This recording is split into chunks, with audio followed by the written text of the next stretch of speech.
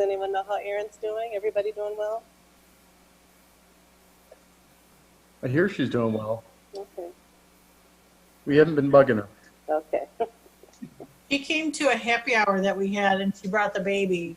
Oh, So she's doing great. The baby's doing great. Everybody's happy. good. Good. It was good to see her in the. Okay. We're now streaming. Okay. Good evening, Ferndale. Welcome to our Monday night, April 13th City Council meeting. It's our second one. We are virtual. So thank you for joining and thank you for watching. Madam Clerk, first we're going to do the Pledge of Allegiance. So if you want to stand at home or sit at your desk. And now we will begin. I pledge allegiance To the flag. to the Flag of the of the United United States of America. States of America, and to the republic And which it stands, one nation, under God, under God, indivisible, with Liberty liberty and justice for all. for all. Excellent. We need a metronome to stay in time. Yeah. Madam, can we have roll call, please? Councilmember James, Here. Mayor Pro Tem Leaks-May, Here. Councilmember Mikulski, Here.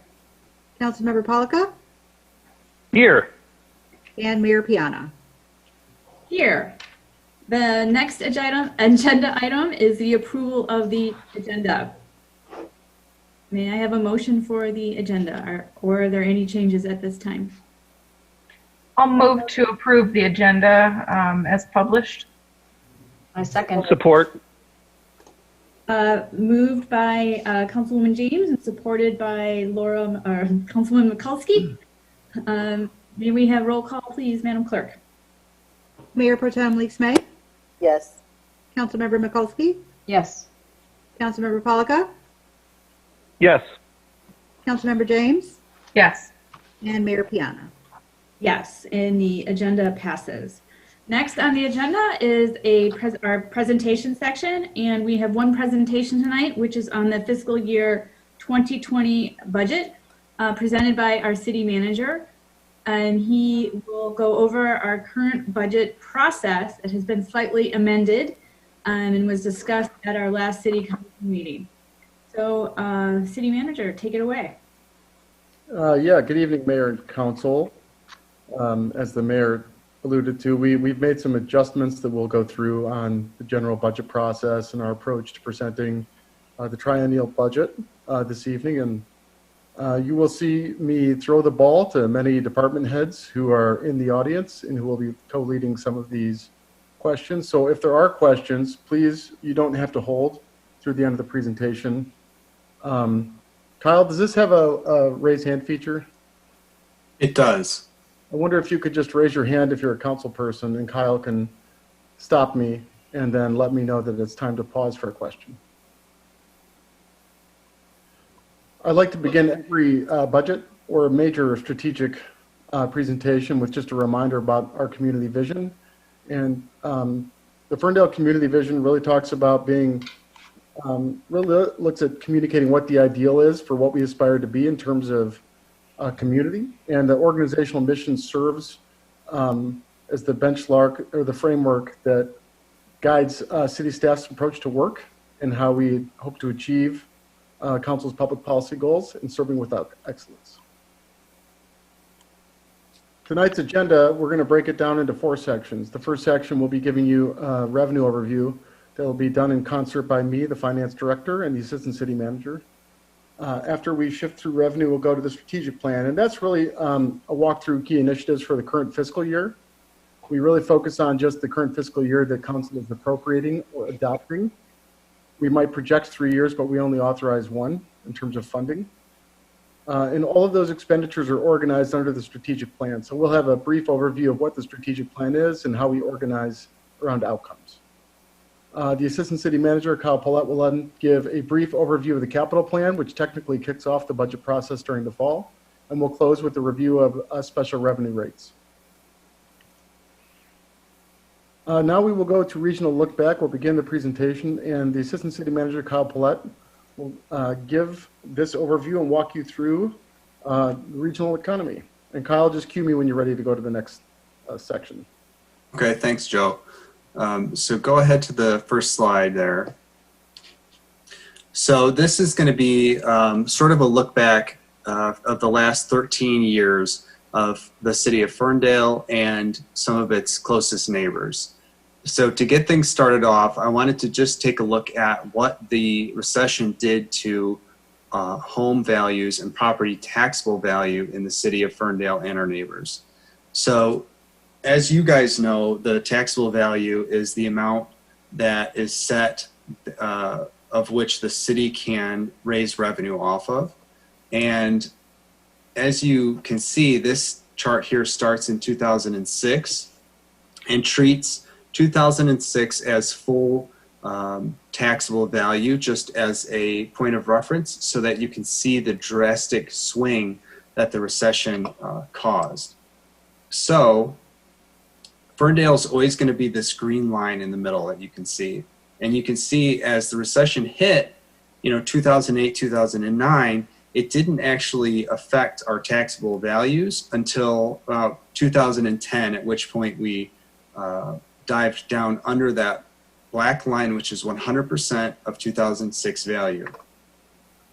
And then it continued to drop until the worst year for Ferndale was 2013. And really that's sort of across the board, all of our neighbors. You can see down below Ferndale here, Madison Heights, Oak Park, Southfield, and Hazel Park. And then up above Ferndale, Pleasant Ridge, Royal Oak, and Huntington Woods. And so you'll see Huntington Woods, Royal Oak, and Pleasant Ridge crossed back over that black line in 2013 through 2015. So what that means is it took them until those years to regain the value that was lost in the recession. And even in 2012-ish, which is sort of the worst for cities like Royal Oak, it dropped only really 5% of value, whereas you have folks like Hazel Park who almost lost 50% of their entire tax base in the city. So for Ferndale, a really important point here is that Ferndale didn't cross that black line until 2018. So unlike some of the other cities, it took us a long time to get back to our pre-recession taxable value. And you can see below Ferndale in 2018, a lot of our neighbors haven't been as fortunate to come back. And so they are still well below where they were before the recession. So 2019 was our first year of increased taxable values if you go all the way back to 2006. Okay, next. So that taxable value plays directly into the millage rates. And so what this chart is, this is the worst looking one of them, I promise, is just the millage rates over the 13 years. And I wanted to pull this just to illustrate how cities reacted to the recession. So you can see Ferndale there in green really reacted by increasing tax rates right in that height of when taxable values were at its lowest. And that was really just to keep operating and to keep funds coming in when taxable values weren't doing very well. And then you can see as we get closer to 15 through 19 that those tax rates came down. Part of that is Headley, which rolls back our millages when taxable values increase. But you can see in other cities, for example, Hazel Park, Oak Park, their millage rates, their tax rates went up pretty substantially compared to us and remain there. And that's because they have not recovered yet. Whereas you have folks like Royal Oak there at the bottom who have in 2019 a millage rate of 18.11. Whereas Ferndale's is at 25.4. And so the reason for that difference is in the next slide, Joe. So you might look at Royal Oak's tax rate. You might look at Ferndale's and say, well, gee, Royal Oak's is a lot less, a lot lower tax rate. Well, why is that? So this map shows you how much 1 mil in taxes raises. And you can see the huge difference amongst our neighbors. Whereas in Ferndale, if we say, hey, we want a 1 mil to raise taxes to do whatever, that's going to bring in about $650,000 in 2019 taxable values. In Royal Oak, that same 1 mil increase brings in $2.8 million. And so they have a lot more to work with 1 mil. So these things aren't built equally. And I think it's important to note too, you saw on that previous slide how Hazel Park's millage rate seemed to be so high compared to where they were before the recession. And that's because they have to have a much higher millage rate just to make up for the fact that their taxable values have not come back. So then in the next slide, Joe, this is sort of the culmination of all of the previous charts that shows the tax that was brought in over time, which is just based on the formula of taking the taxable value and applying the millage rate. And so you can see Ferndale there in green, almost a steady line. In 2006, we brought in about 13.6 million off of the millage rates that are just city. And then in 2019, that's about 16.5. So give or take $3 million. But keep in mind that 2006 money is not the same as 2019. So when we look at the inflation, in 2006, our taxable value raised was about equal to $17 million in 2019. So we're actually kind of doing city business and running the city at a sort of a discounted rate as opposed to what was brought in 2006. And you can sort of see across our neighbors, most of them try to keep that line as flat as possible. And that means in reality, even though they may increase millage rates, the amount of money that the city has to provide services, it has not changed. The only exceptions are Southfield, who is trying to make up for that huge drop in taxable value. And as a really large city, obviously takes a lot more money to run the city. And then Royal Oak as well, who actually out of all of them is running the city with more money now than they would have had in 2006. And so I think it's just important to note that while millage rates may change and they may go up, they may go down, really what the city has been doing for the last 13 years has just been trying to maintain and to keep those services as steady as they can. So that's my portion of the regional look back, and I'm happy to answer any questions on that if you guys have any.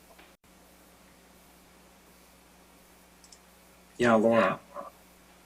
So I have a question about Royal Oak. Do we have any insight as to how they are raising more money now, or are able to have this higher tax base now? Well, property taxes? So their property value, if you go back, Joe, to the first one, their property value has increased. So from 2014 forward, it's gone up by about 20% of where it was in 2006. So sort of imagine 20% over their pre-recession values. But the reality is their operating amount is a lot more than 20%. And so what they've done has been increased voted on taxes.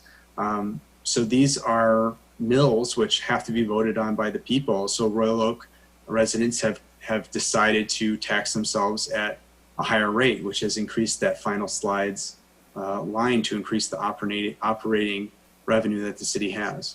Okay.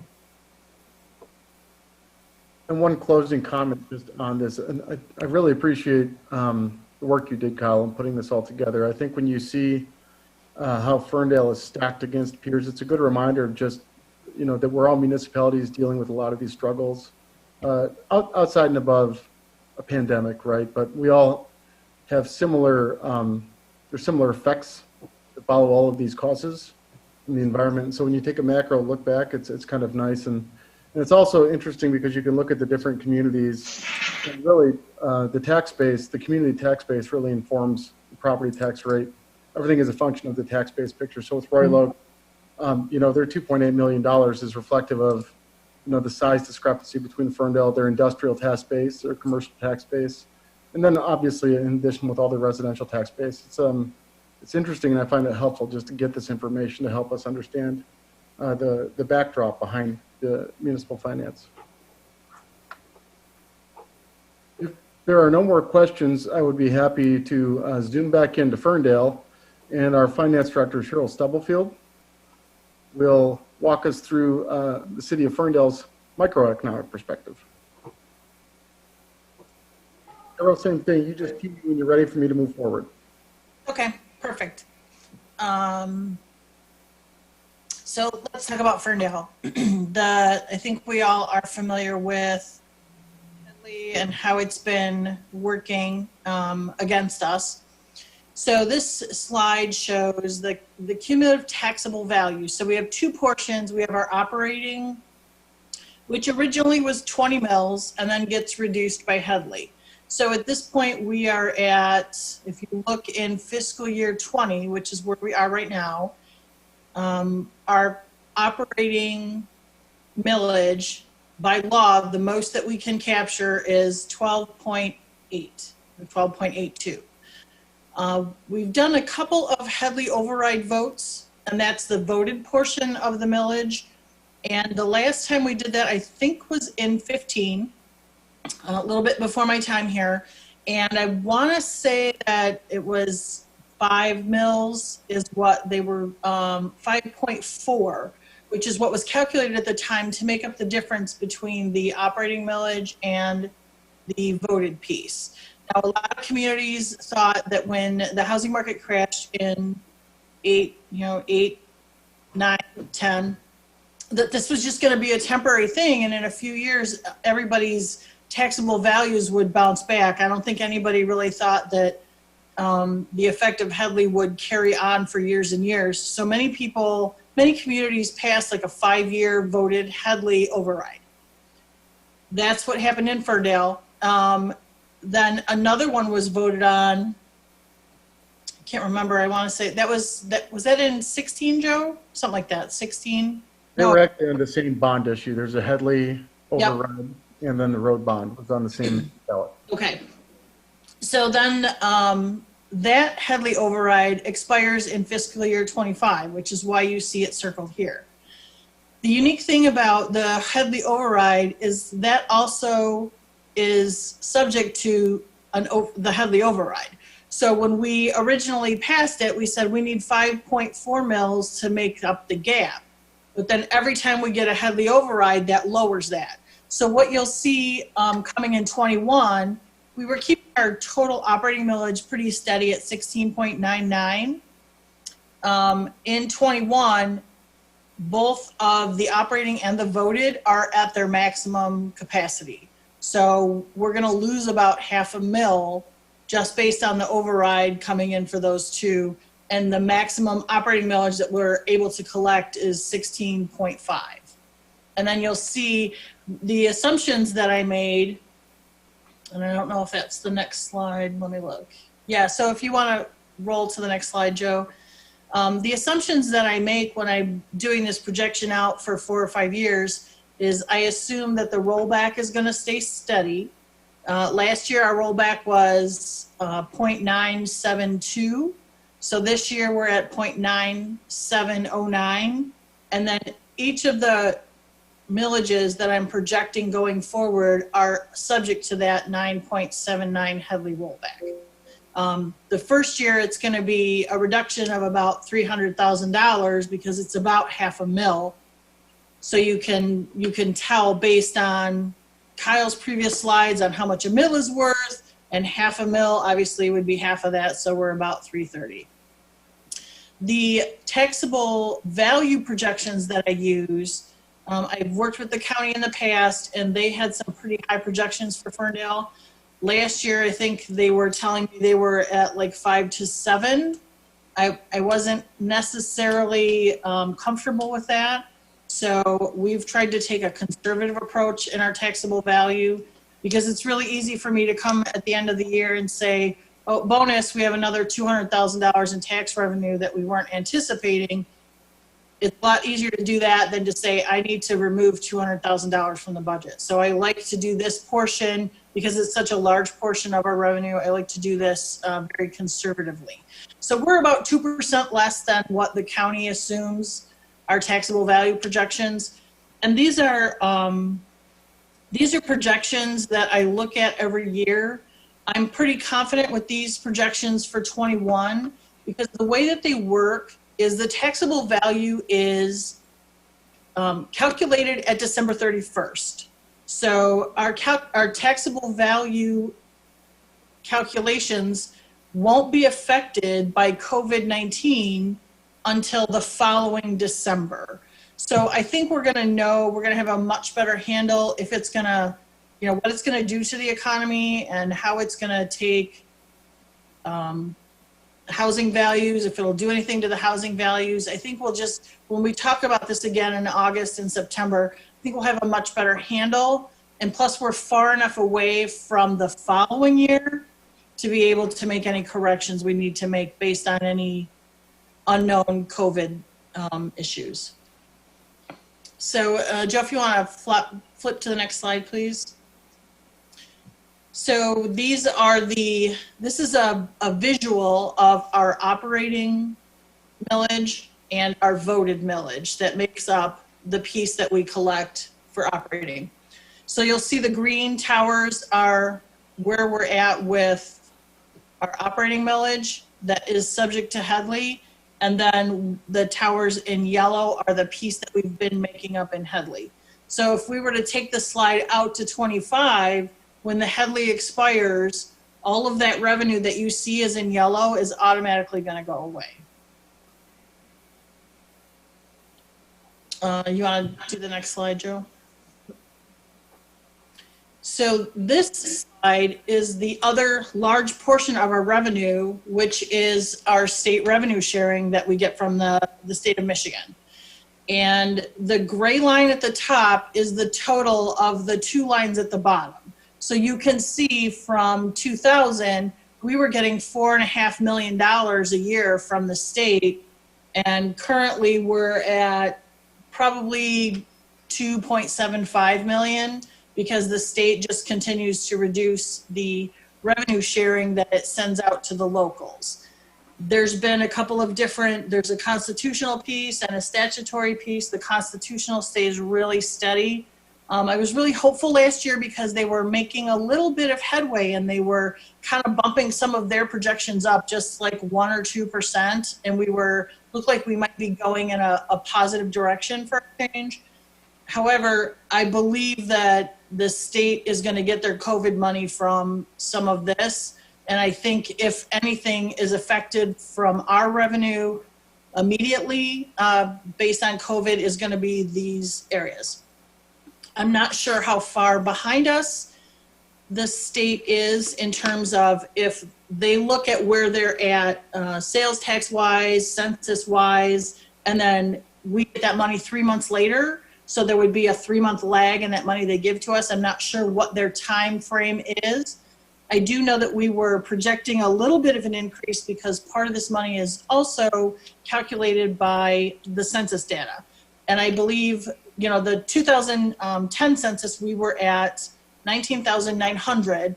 And I'm very confident that the 2020 census is going to put us over 20,000, which is a threshold for a lot of the calculations that are being used for the revenue that the state sends us. So I think there could be a little bit of a bump for the census data, but I have no idea if we'll realize that from the COVID items. Thank you, Cheryl. An important takeaway there is anytime the state has discretion where it's statutory, they have a track record of exercising that discretion in a way that impacts municipalities. Well, and they've already put on their website, where we go and look at the projections often. They've already put on their website that, and this was 2 weeks ago, any additional kind of impact to the local economy could definitely impact these numbers, even the stuff that they promised us for this year. Yeah, so on that, we'll shift back and I actually carried forward this slide from the previous presentation just to remind council and the public of the tremendous potential impact of COVID-19 and that we are being mindful of that in this budget process. So those are a couple of bullet points that would have an effect on our total bottom line in terms of revenues and how we plan for priorities and how we pivot priorities. So I also carried forward an initial list of reductions. These were strategic items that were initially budgeted for and planned for as part of the 3 years strategic plan and budget process. We've proactively removed these already from the discussion. So when we walk through the presentation on expenditures and strategic plan, you're going to see these outlined in red, which I'll touch on in the base in a moment, so you can understand how they fit within the strategic planning context. But if they are in red, that does mean that they've been proactively cut for the time being. And we will just close. I'm going to ask Cheryl to go ahead and walk you through with a summary of the 5-year general fund projections that does include those cuts. Okay. Let me hop down here. So this is the actual general fund activity for 2019, which has already been audited and will not change. The projected 20 and then carried out to 25. The things that are important to note is, we've always had a policy to maintain our fund balance the same. The GFOA recommends an 18% fund balance. We currently have about a 31% fund balance, which means that we have 4 months of operating expenses set aside in our fund balance, which is very good.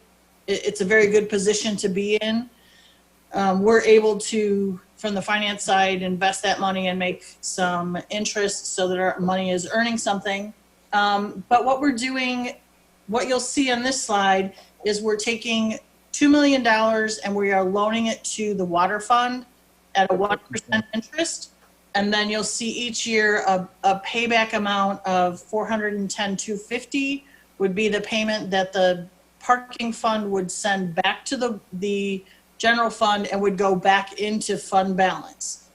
So you'll see the payments going back for 21 and 22. In 23, there will be some increase, but there are more expenditures than there are revenues in those years going forward. Obviously, we're not allowed to budget for those. We could budget for transfers in, but we cannot really budget for a deficit.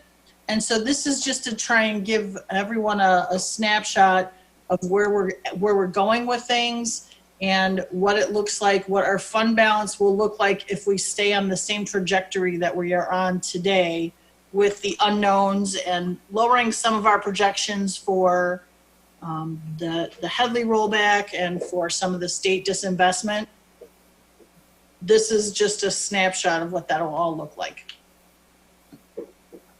Yeah, thank you, Cheryl. And I'd like to just reemphasize Cheryl's point. We can't bring to you a deficit budget for adoption. So this slide, because that's just a projected and because this is the first public reading of the budget, I thought I would keep this in here just to illustrate the point that with revenue questions on the radar, over the next 2 years, we'll be judicious about our strategic planning and our capital planning.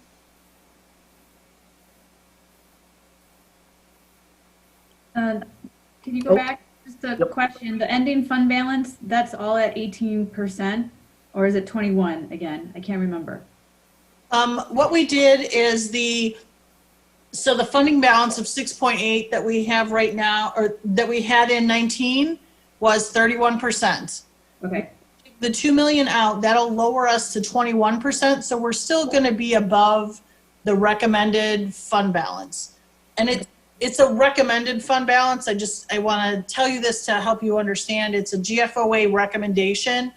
If you fall below 18%, The only thing that it really could impact is your bond rating, but there's no punitive damages or no one fines us or anything like that for doing that. A lot of places don't have any fund balance. Some communities are really struggling and they're not able to have that buffer right now.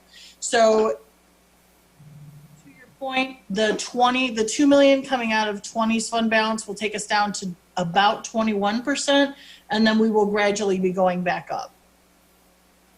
So I'd like to clarify that point. That 21% is still above that 18% threshold. So we have no reason to believe that that change would have an impact on our bond rating, which is currently AA minus, which is one of the top bond ratings that we could get in our current situation.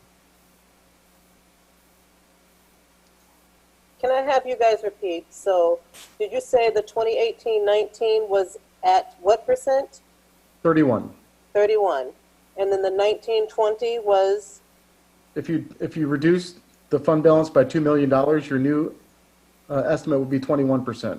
21%. Point out that is a function of the expenditures or the cost of running the government, which includes the capital outlay as well.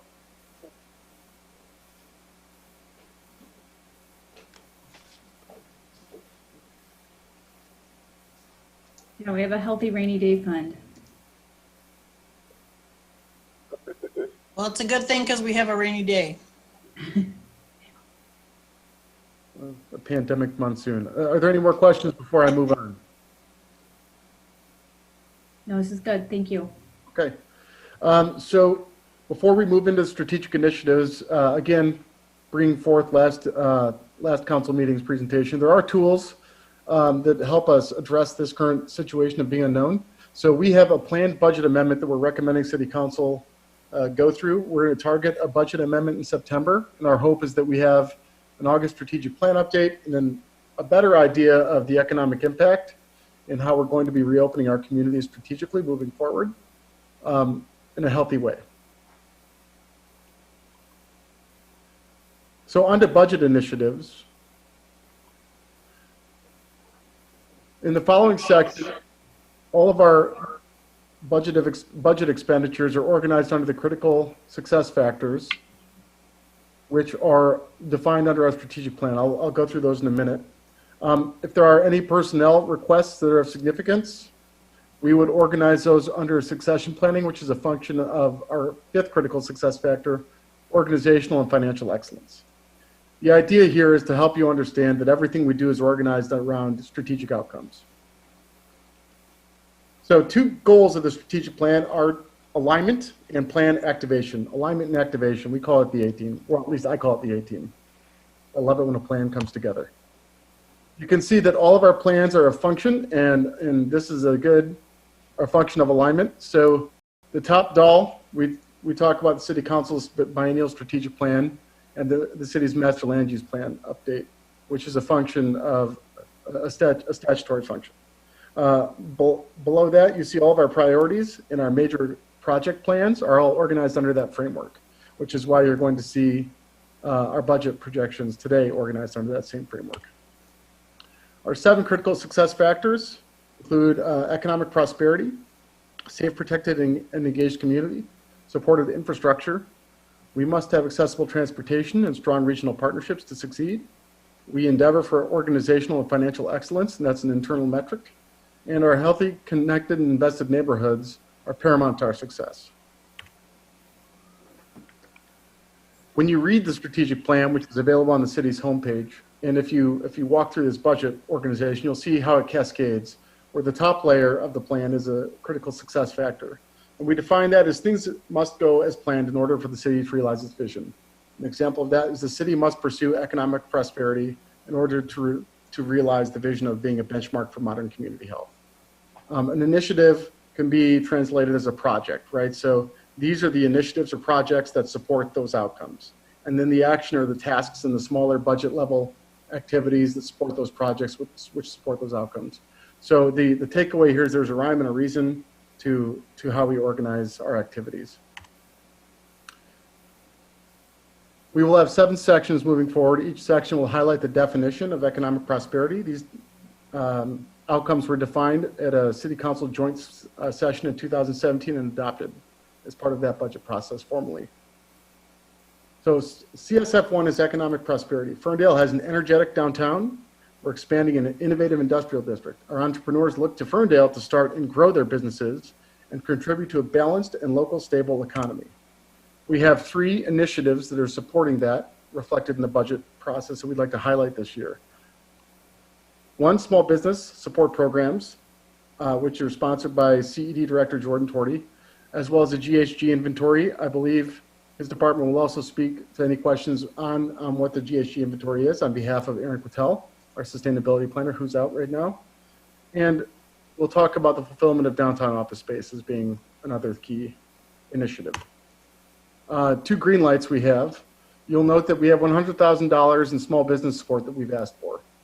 A portion of that was budgeted already under the Open in Ferndale small business platform that has been developed in coordination with the Ferndale Chamber, the Mayor's Business Council, the DDA, and most business support entities in the city, and then additional recovery and technical support that we're anticipating will be needed immediately to help facilitate the Oakland County Stability Fund and other general business support programming that are coming through the federal level, the SBA.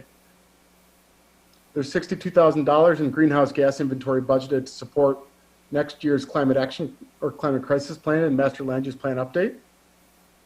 That would be very much considered getting your baseline data, which could help inform how we proceed forward next year when we have to do those updated plans. And then the red means at this time we're no longer pursuing the office development on top of the DOT, which would have been fulfilling that main initiative of catalyzing office development in the downtown to diversify the economic resiliency of the downtown.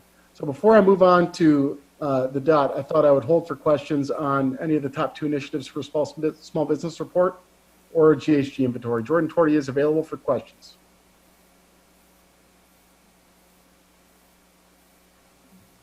Okay. Seeing no questions, I will move on. To talk about the DOT, the office development has and remains to be one of the critical pieces of delivering this project. We were very close, and unfortunately, as I mentioned at the previous meeting, the COVID-19 impacts have had immediate impacts and have turned this project upside down.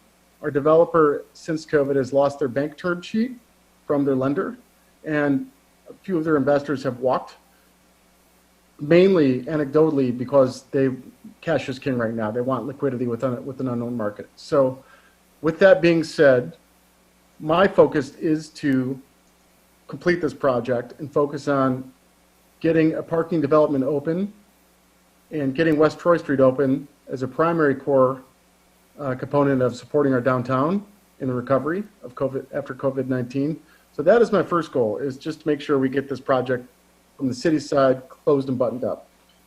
Moving forward, and well, actually what's happening concurrently to that is we're working with our team to renegotiate the terms and establish a new normal for how we proceed forward with the DOT. Again, the mixed-use development is related, it remains to be a core component of how we approach development, codified within our ordinances.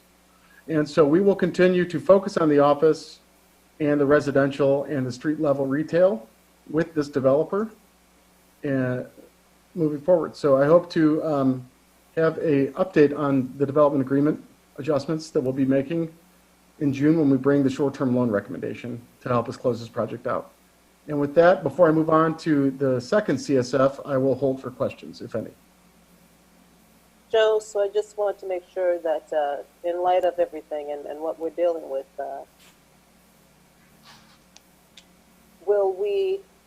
so the DOT, will it look as if so it will be incomplete but functional?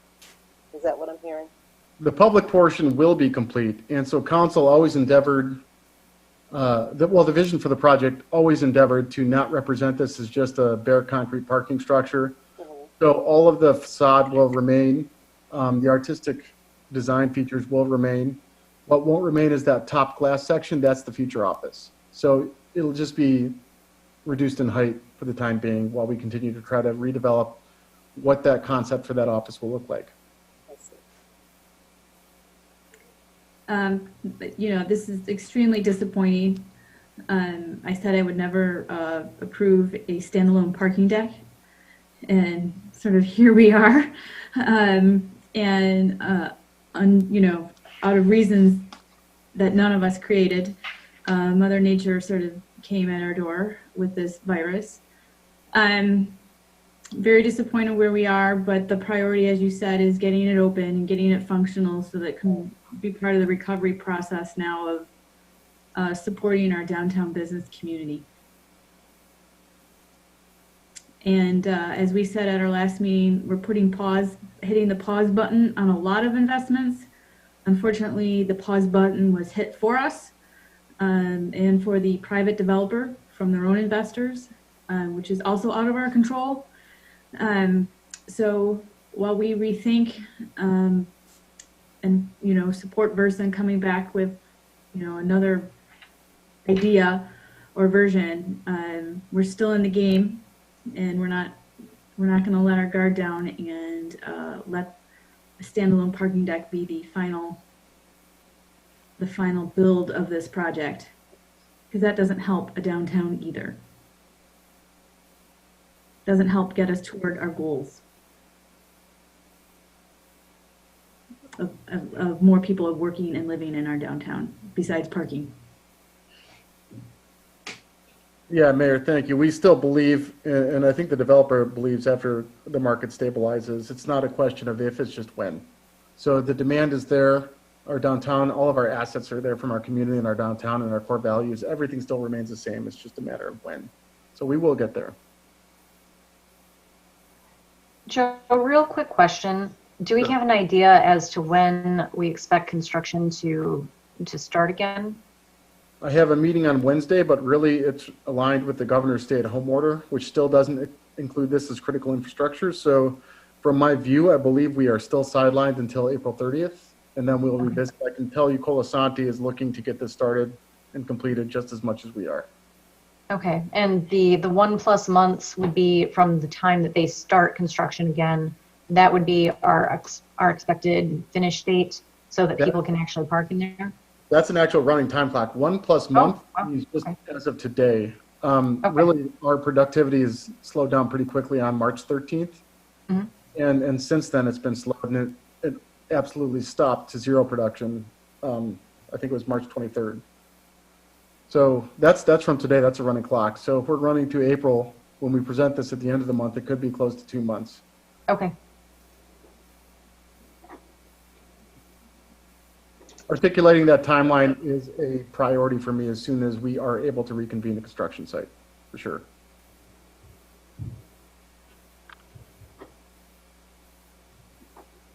Are there any other questions related to this slide or the previous? The greenhouse gas inventory or the small business support? Okay. Seeing no questions, we'll move on to the second critical success factor, which is supportive infrastructure. Ferndale cares for its infrastructure and assets that provide critical services to the community. We budget for ongoing maintenance, we fund for it, and we plan for it in both operating and capital improvement plans.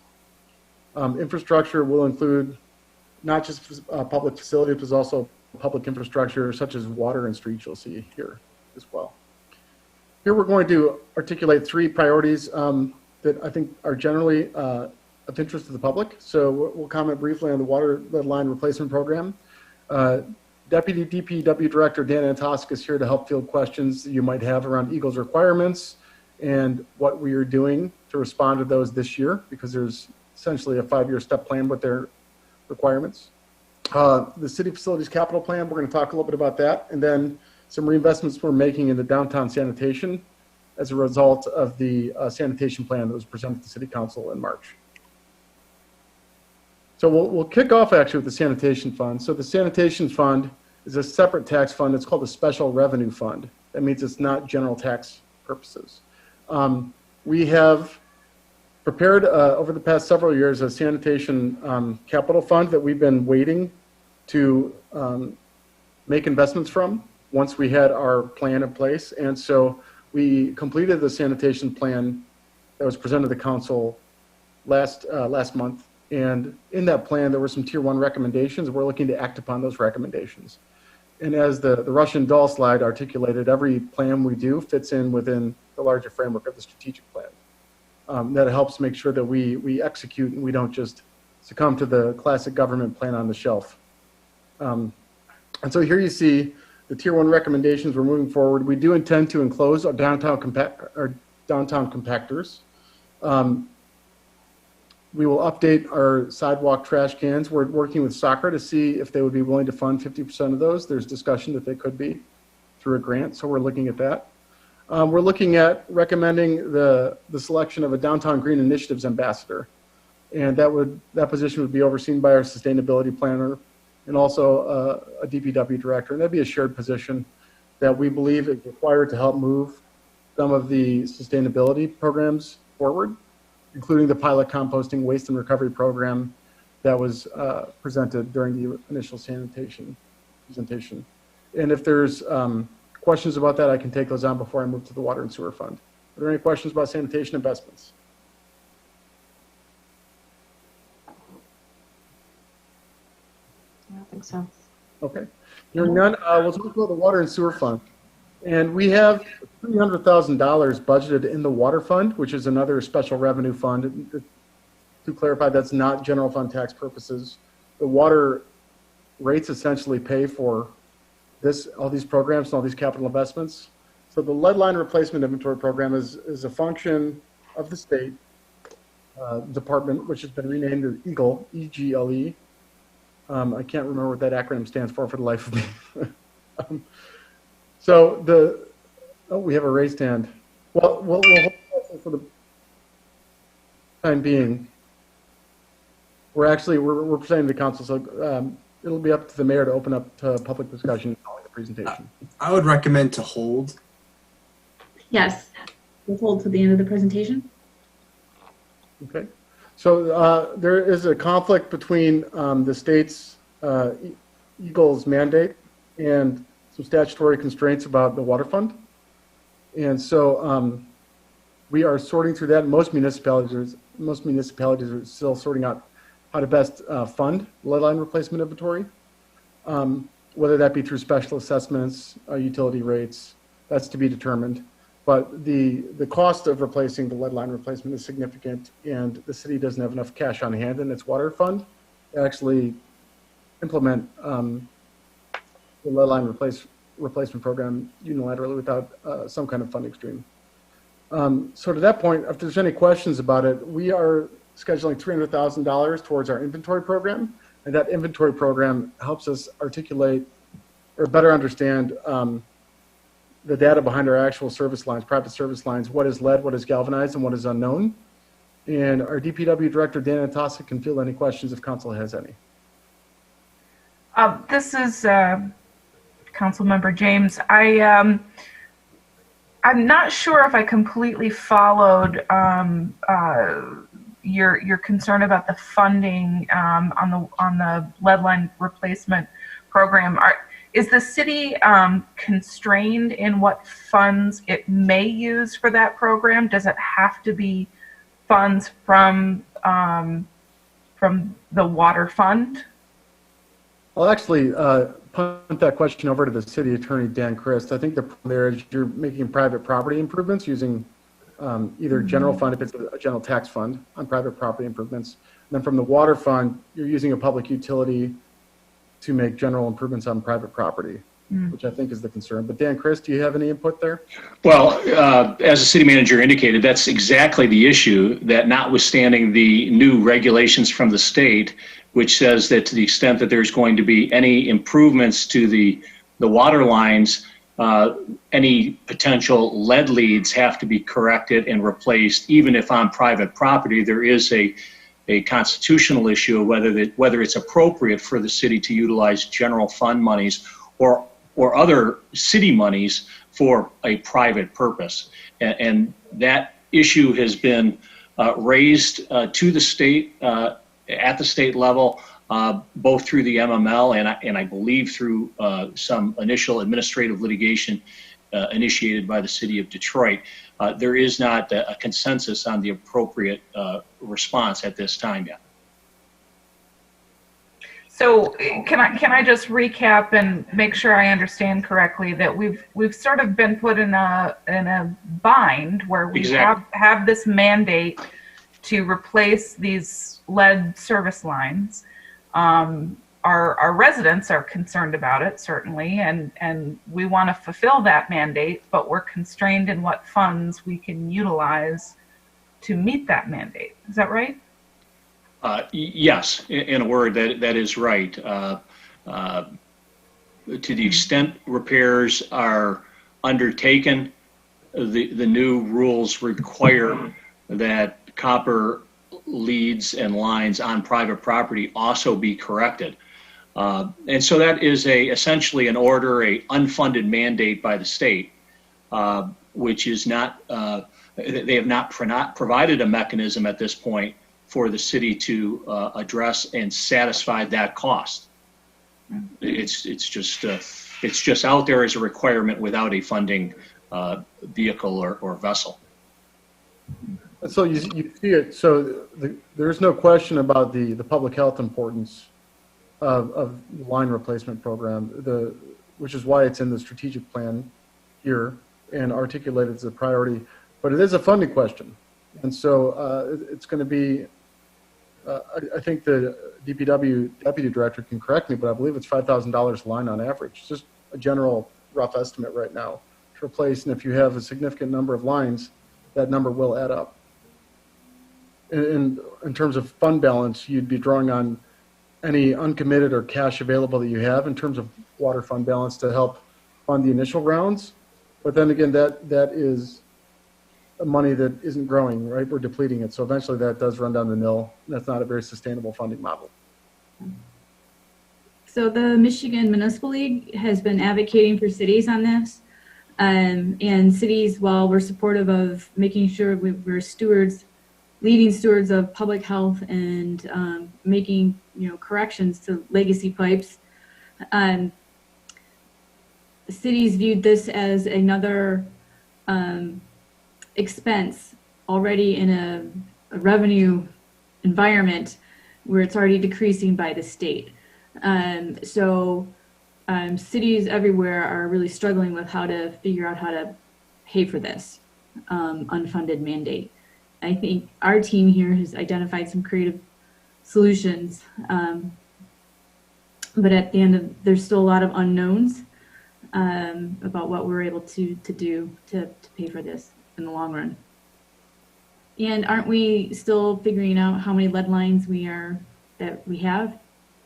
We are, and that's our first step in making sure that we can be as efficient with the response as possible. And when I say efficient, that means right now, it's my understanding that if the condition of the line is unknown, so if we can't certify that it is not lead, we have to assume that it is lead.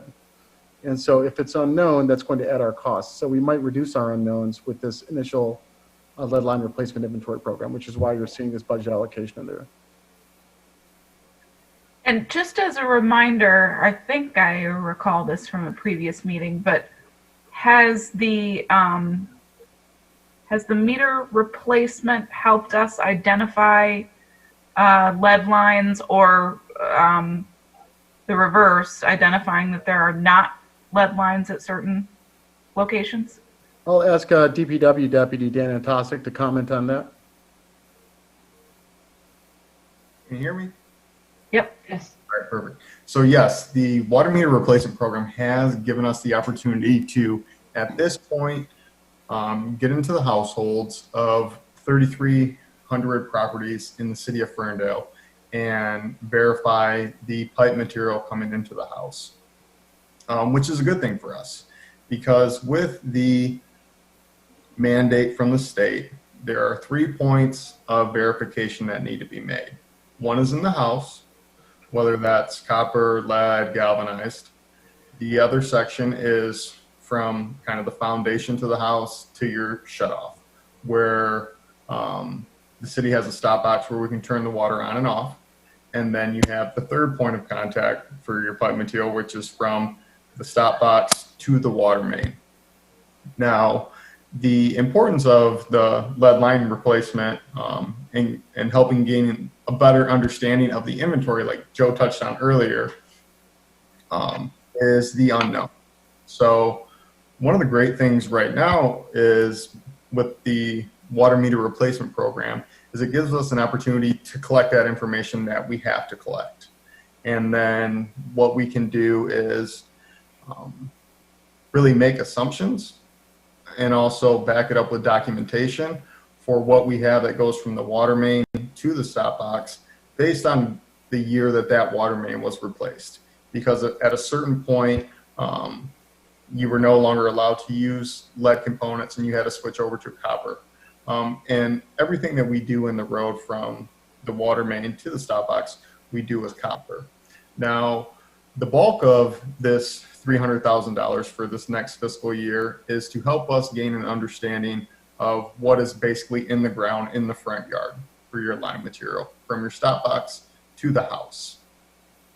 And this is making an assumption that we're actually going to have to spend these dollars because the state has not come down with new guidance. Whereas, do we have to go and actually dig up every service line in the city of Ferndale, put eyes on it and verify, take a picture that this is copper or this is lead? Or are you going to allow us to make an assumption that if there's copper in the street, there's copper in the house, that we can assume that there's copper from the stop box to the house within the yard? So that guidance hasn't come out yet. So this $300,000 is in the budget because we're assuming that roughly it's going to be maybe around $600 a home if we were to pay a contractor to hydro excavate and use basically like the Vector truck that we have to excavate, verify lead line material, and just keep that moving from property to property. But what that does is it decreases our overall number of line verifications, like Joe touched on with the unknowns. So say we get to the end of this calendar year, because every calendar year until 2025 is when we need to submit to EGLE, which is Environment, Great Lakes, and Energy, now formerly DEQ. Thank you. That this is what our inventory is. So say that we have an inventory of, we're going to make an assumption right now that we have 2,000 lead or galvanized service lines in the city of Ferndale out of the 10,000 that we have. Well, 2,000 are unknown. Well, that we have to add that unknown number plus what we do know together, and that is the number that we have to replace at a 5% per overall number of service lines per year. So the sooner that we are able to get a true identification on each one of our lead service lines, it lowers the overall number of lead service lines that we need to replace per year over the next 20 years or sooner if our resources allow us to do so. So one of the things that we're doing right now, and Joe's pretty right, what we're seeing is maybe an average around $5,000 per lead service line for replacement.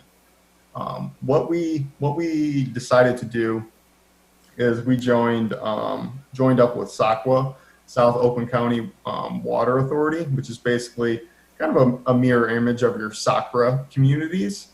And we joined them with an RFP, request for proposal for lead service line replacements with those additional communities to help achieve an economy of scale. So right now out for bid is basically like an a la carte menu of lead service line replacements. Not only will that allow us to gain a better insight and budget for what our future costs are going to be, but we could also choose to go down that road and use one of those contractors that bid on the project, hopefully at a reduced rate, or at least help us plan better, and we could go out by our lonesome if we choose to do so. But with going out with the SACWA communities is instead of in Ferndale, we're assuming we'll probably replace 100 to 150 lines per year on that scale, you're more so talking 600 to 1,000 lead service lines per year, where hopefully we can dial our costs back a bit. Because right now, the only competitive bid that is out there for lead service line replacements is through Oakland County. But it's not, as all-encompassing as the RFP that we've joined SACWA with, because there's lawn restoration points. So say, for example, we're a community that doesn't have the staff or the resources to kind of assist the contractor with aspects of the lead service line replacement program. It allows for the community to have a hands-off approach or to assume responsibility for certain aspects of the program, or to pick and choose, let's say, the level of lawn restoration that goes into the project. So this isn't a cost that's going to go away. What at this point or further on down the road, we do have until 2025, the end of calendar year 2025, to fully put together and submit our entire inventory of lead and basically service line material to the state of Michigan. But I think it's advantageous of us if we gain an understanding of what our entire service line material is prior to 25. And at that point, we're not, I'll say throwing good money after bad by having to get on a replacement schedule based on unknowns. We're going to be replacing at a level that we know what we're replacing. That way we're not having to, let's say, revisit a block on Pearson. And we can do things strategically and help line up our future road replacements while we're doing the road bond, if we have to work within the road or if we're working within the right of way and stuff like that. So we do have a pretty good handle on it. There's still more planning that needs to go and that needs to occur over the course of this year. But I think we're doing a pretty good job of it thus far, compared to some of our counterparts or other cities across the state. I agree, Dan. I think this is a really great, in-depth and detailed account of where we are with this unfunded mandate. And I'm really impressed with your knowledge and approach to this, so that we are on top of it. We're already early on, early out. We're 5 years ahead, I think, than some of our other cities. So I really appreciate what you've done here. Yeah, I apologize for being a little. Look forward to more of your leadership guiding us through this. Are there any questions from council? I have one more question, and I don't want to belabor it too much. The only reason I bring it up is because this is a topic that I do get questions about from residents. So I do appreciate the in-depth information you're providing. One follow-up question is, as we gain knowledge about where lead service lines exist, are we able to share that knowledge with residents so that they can either anticipate a replacement at some point in the near future, or be at ease that they won't have to do that? Yeah, and that's one of the things that we're working out right now. One of the difficult things with it is developing, I guess, an equitable replacement plan, because it may be slotted for person A to get their line replaced next year, whereas person B may not be until 18 years down the road within the program, depending on where how our resources are coming in over that time frame. So that's something that we're working on right now. I know you will likely be working, but we will be working with Kara in the city manager's office as to how we communicate this along with council, and to help us better fine tune our prioritization through this program. It'd be great if this was something that we could get done in a year or two, but that's not reality for us, unfortunately. So Dan blew his speakers out there. I'll try to unmute him again.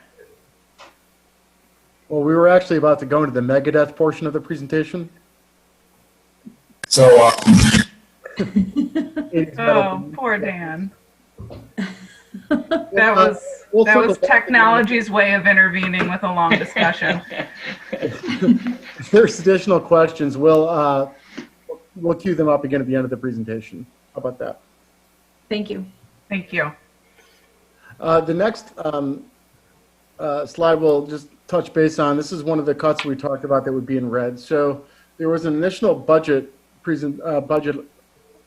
the Kulik Center to replace its boiler and to do some baseline facility updates that would be needed to help serve the users of that building.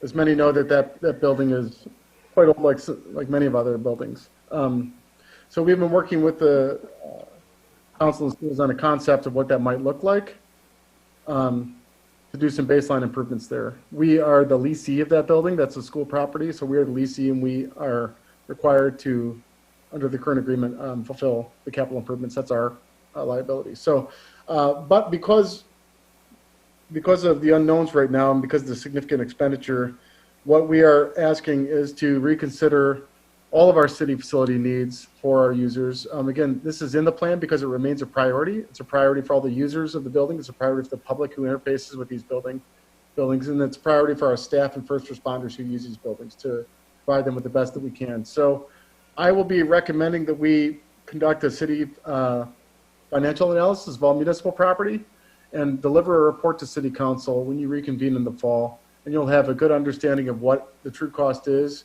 to maintain current and future improvements on the current buildings, so we can help make, again, the most judicious recommendation possible for the taxpayer money. It's reflecting in efficiency and actual priority for the community. I have a quick question on that too. My only concern is that since we use the Kulik Center as a warming and cooling center, do we have a time frame in mind for if we can and should move forward with a boiler replacement in anticipation of colder weather at the end of this calendar year? I know that's a lengthy process and going out for bid and so forth. So are we losing an opportunity for using it as a warming center next winter, or not really? Well, I think what we will have to do is reassess whether that should remain to be a warming center, which should be relied on next year, or whether we should temporarily assign that warming center function to a different public building while we sort this out, for sure. In terms of the actual boiler, that's about a $500,000 just to install a new boiler. And once you do that, you're really disrupting all of the room infrastructure. You're going to have to pursue some other environmental mitigation efforts. So yeah, it's not a quick Band-Aid. Yeah, it would be my preference to get you a comprehensive capital plan for all municipal facilities, some options for moving forward in the fall. But we're certainly taking that under consideration as a priority to figure out. Thank you. So I had the pleasure of having a tour of the Kulik Center and the boiler room before the COVID emergency, and the boiler is really at its last breath. And how much longer do you think it can be repaired? We're not optimistic about it. It's a very old. The boiler is very old, and it's been on life support for a year or two. Certainly, we're finding funds to repair it. It's just not the most efficient way to go about it. But in this case, I would either recommend another short-term repair investment to kick one more winter out of it, in lieu of the $500,000 minimum investment to go all in on the building. Okay. So quick question on that. If we don't repair the boiler and we hit cold weather, are we shuttering the building? And what does that mean for any of the programs or any of the lessees for that building? As a function of this cut, I'm going to be working with the Parks and Recreation Department to kind of talk through some options, temporary in nature for at least the immediate year and what we would do. Either there's equipment that we can pay to temporarily heat the building. Again, it's expensive, but it's not $500,000. And so there's some options that I want to work through with Parks and Recreation Department and our new facilities manager at DPW to get council to consider in lieu of the full $1.5 million for the whole thing. Okay. This is one of those pause button projects, unfortunately. Yes, it is. Okay. Any other questions from council? I think we're good. Safe, protected, and engaged community. Our residents flourish in a safe and welcoming environment where public safety is foundational to community of health. City government is accessible, and we are responsive to all who choose to engage in routine civic life. And here you're going to have an intersection of police department, fire department, and our communications department, because we believe they the engagement can't be disentangled from those three departments. So here are three priorities. You're going to see some costs associated with becoming accredited as an emergency medical dispatch, which we have just become this year. Chief Palazzolo can speak to any questions you might have around the EMD designation. And you're going to see body camera updates. Those are on a life cycle capital improvement plan. And that is going to be purchased through the drug forfeiture fund, not the general fund. Also, the chief of police can speak to you about that, any questions you might have. And then we have a series of fire department capital projects to be implemented that are a function of our fire department capital plan that we finished last year. And Chief Shea can speak to that. So beginning with the police dispatch, we're requesting $145,000 for 2 new dispatch positions, which will increase our minimum requirement from 6 to 8. This is partly a function of the accreditation and associated with that staffing regulations and training regulations for dispatchers from LARA, which is Michigan's Licensing and Regulatory Affairs Department. So it's a state department. And for operational resilience, also staffing levels, right now we really don't have a deep bench. If one dispatch goes down, we don't really have a lot of depth there to cover the dispatch, which is obviously critical for an EMD designation and critical for just a healthy dispatch and responsive dispatch operation. We'll also just tie the drug forfeiture investment as well for the $50,000 for body camera life cycle upgrades to the police department. And before we move on to fire, which is a different department, I'm going to go ahead and just pause here and give council an opportunity to ask questions of the police chief.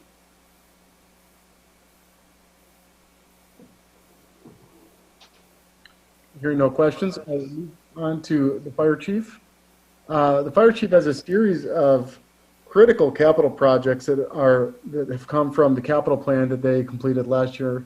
So I'm really excited to receive his request about the gear extractor. I think that ultimately is a $28,000 capital investment that is going to be recouped through defrayed contractual services. Right now, they send out all their gear to be decontaminated. This would take that service in-house using this gear extractor. I will let him speak to the details on that.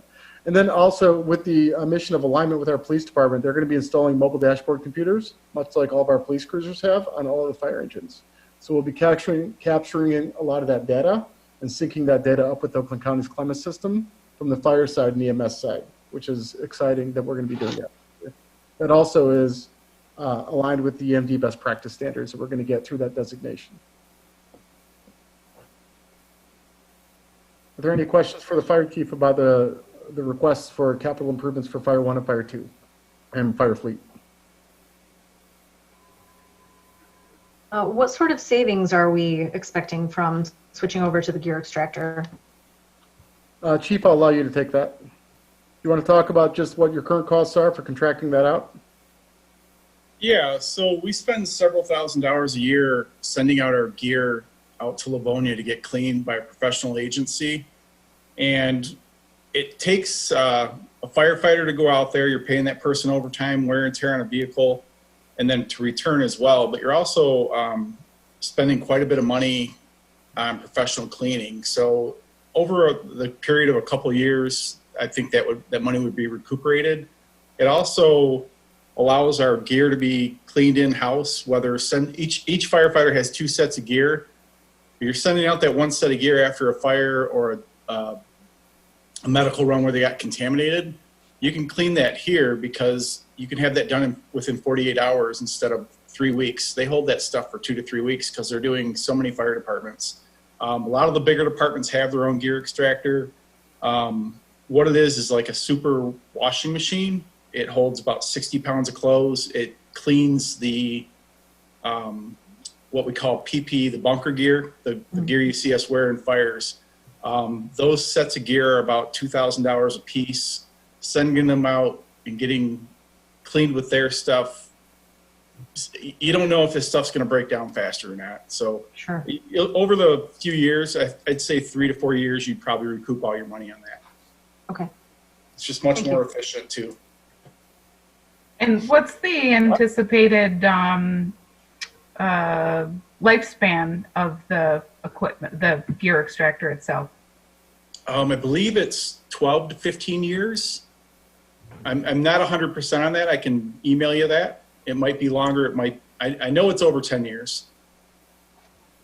They're pretty durable machines. I might be getting the warranty mixed up in my head here, so I can email you that if you don't mind.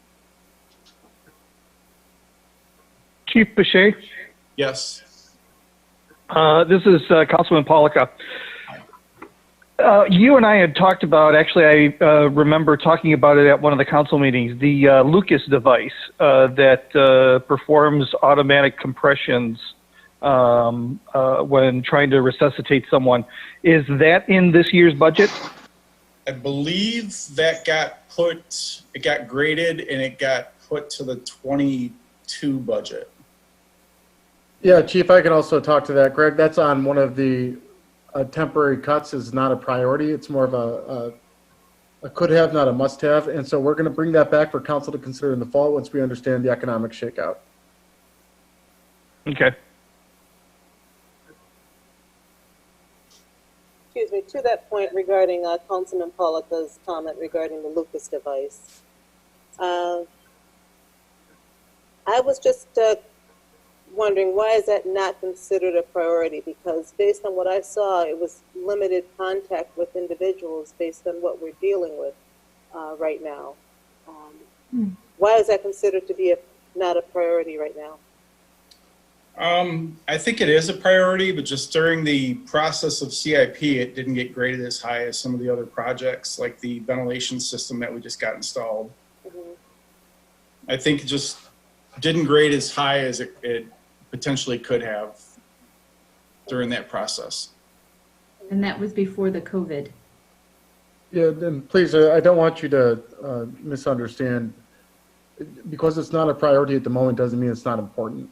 Right. So certainly that is important, but we just have we have a limited budget cap that we pulled from, so we had to make some difficult decisions, and that's one of them.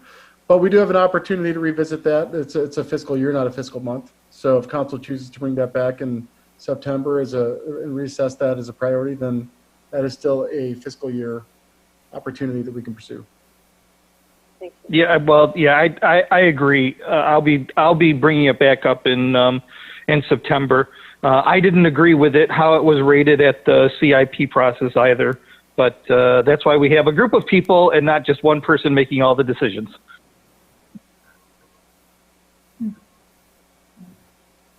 Okay. Accessible transportation. We prioritize safe and accessible transportation options within our community for all users, from walking and biking to driving and transit. So as you might predict, Justin Lyons is going to be your staff consultant on this slide. If you have any questions about the priorities around accessible transportation options, he can partner with Dan and Tosk about that to speak about the roads investments as well. So a couple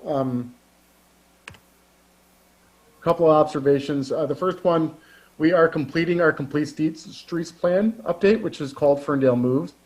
The actual conclusion of that plan and preparation for implementation is $95,000 to complete that initiative. That is already currently underway in this fiscal year, but next fiscal, that will cross over after July 1. So there's a split appropriation there between 2 fiscal years. One outcome that I believe is a priority for staff and city council is a strategy for Woodward Avenue. We're hoping to walk away with a completed plan that's going to help inform what that strategy looks like. In addition, just general costs, we have a road improvement bond that Kyle spoke about in 2015 that was approved. We appropriate annually about $4.5 million towards the resurfacing of those roads that are serviced by that bond. And so that's just a general allocation. Dan and Tosic can speak about questions about how the road improvement bond is actually going to be used for 22 as of today. Are there any questions for Justin and Dan before I move on to MOGO? Actually, we can combine MOGO in there.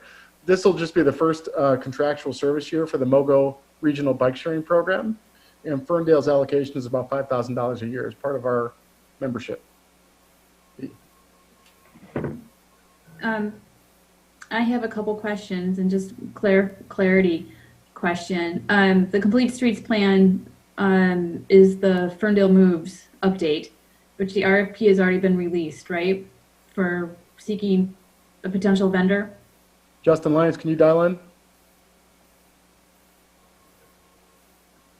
Let's see. Can you hear me now? Yes. Good evening.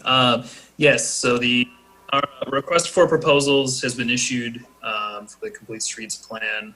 And so ideally the goal would be to take advantage of the summer months and get feedback from the community that way and have an interactive planning season. And we're working through what that will look like given the current COVID-19 health and safety protocols. And can you talk about the road improvement bond and how it works with Woodward Avenue? I know MDOT was going to repave Woodward, but they have delayed that decision. Can you talk a little bit how the improvement bond and MDOT coming in, do we have to pay for them repaving our own Woodward that they own? Yes.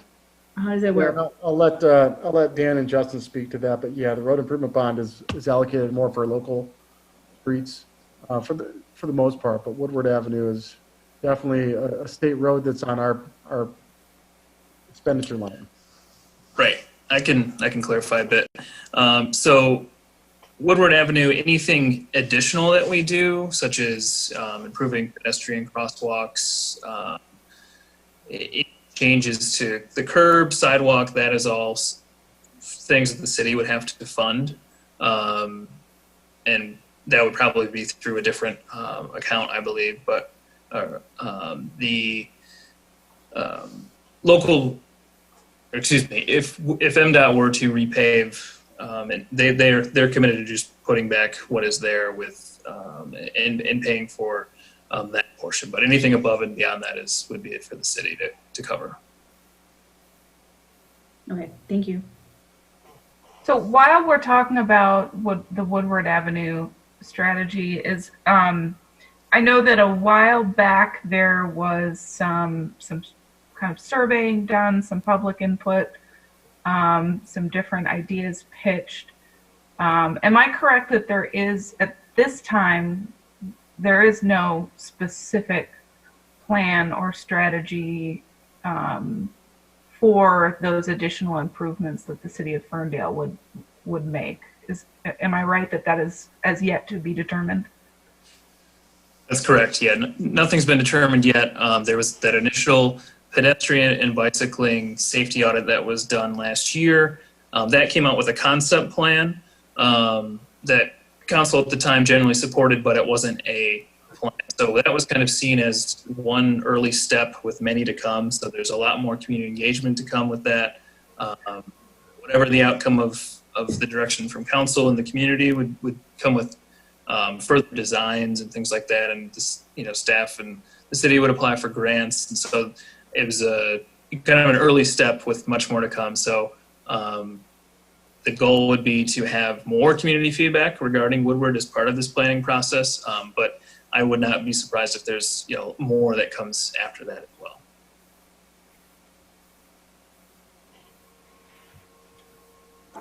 Thank you. All right, we will move forward to organizational and financial excellence. So this is, as I mentioned, an internal metric. City government recognizes that leading a modern community requires a commitment to internal quality and financial prudence. City employees are committed to innovation and continuous improvement in the pursuit of excellence. Two things that I would like to highlight about our updates for this is principally the succession planning effort that is currently underway with all of staff. And then I'll pause for a moment to talk about the COVID-19 Recovery and Resilience Plan. So the first one, in terms of succession planning, you see two different accounts. You see two general fund account numbers. You can recognize this general fund account by the code 101. That's just an internal government tip for everybody watching out there. And the water fund is coded as 592. So we had already mentioned the two emergency medical dispatch positions. That budget, as I mentioned, was $145,000, and that is fully burdened. What I mean by fully burdened, that includes complete salary, fringe benefits, and we take conservative assumptions that it's for a full family in terms of medical costs. It may not be, but we have to assume the full cost of a person. The second one would be an election specialist, also fully burdened. An election and record specialist. This individual is definitely needed in the wake of a lot of the changes that we've seen following the welcome broadening of voter participation, whether that be through same-day voting or whether that be through increased absentee ballots. So the actual workload demand since the election change is significant, as experienced by our city clerk department during the March primary.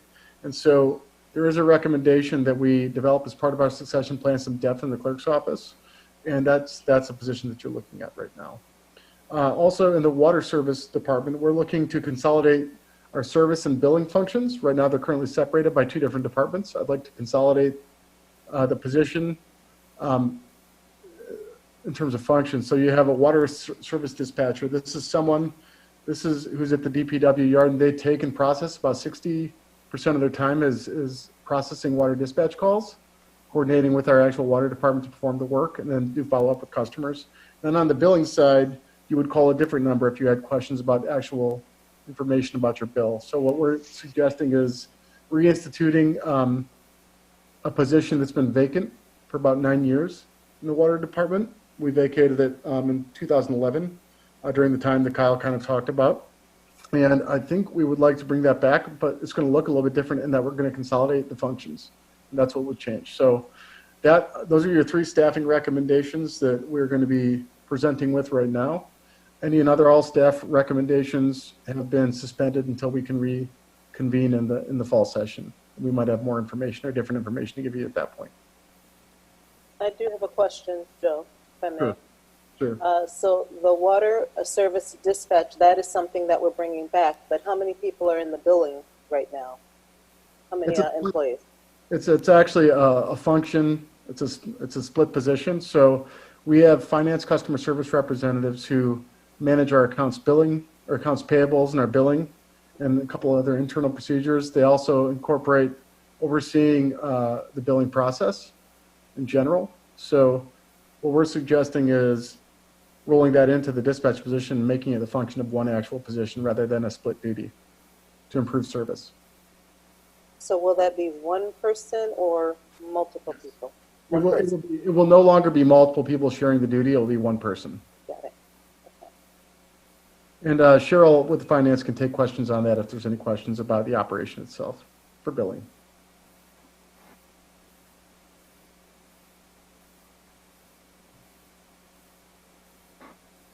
Okay. I don't have a question about the billing position. I just want to make sure that I'm fully understanding the fully burdened part here.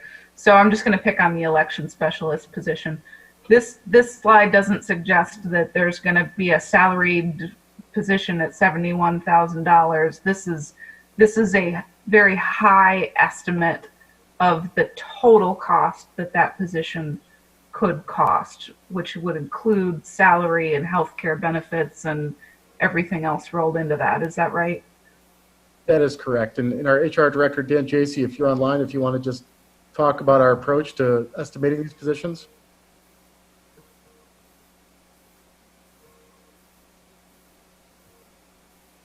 Sorry, I didn't unmute there. Can you hear me? Yes. Yeah, so basically what we do is we type in the salary, which is the starting salary for a position like that, and it goes to a spreadsheet that does things like it includes the taxes, any contributions that we would put in somebody's retirement, their health care, and by the end it is a fully burdened maximum cost because, as Joe said, we assume that they have family coverage for health care, for example, and a single person is much less expensive to insure. So if it ends up being a single person, it would just be less expensive.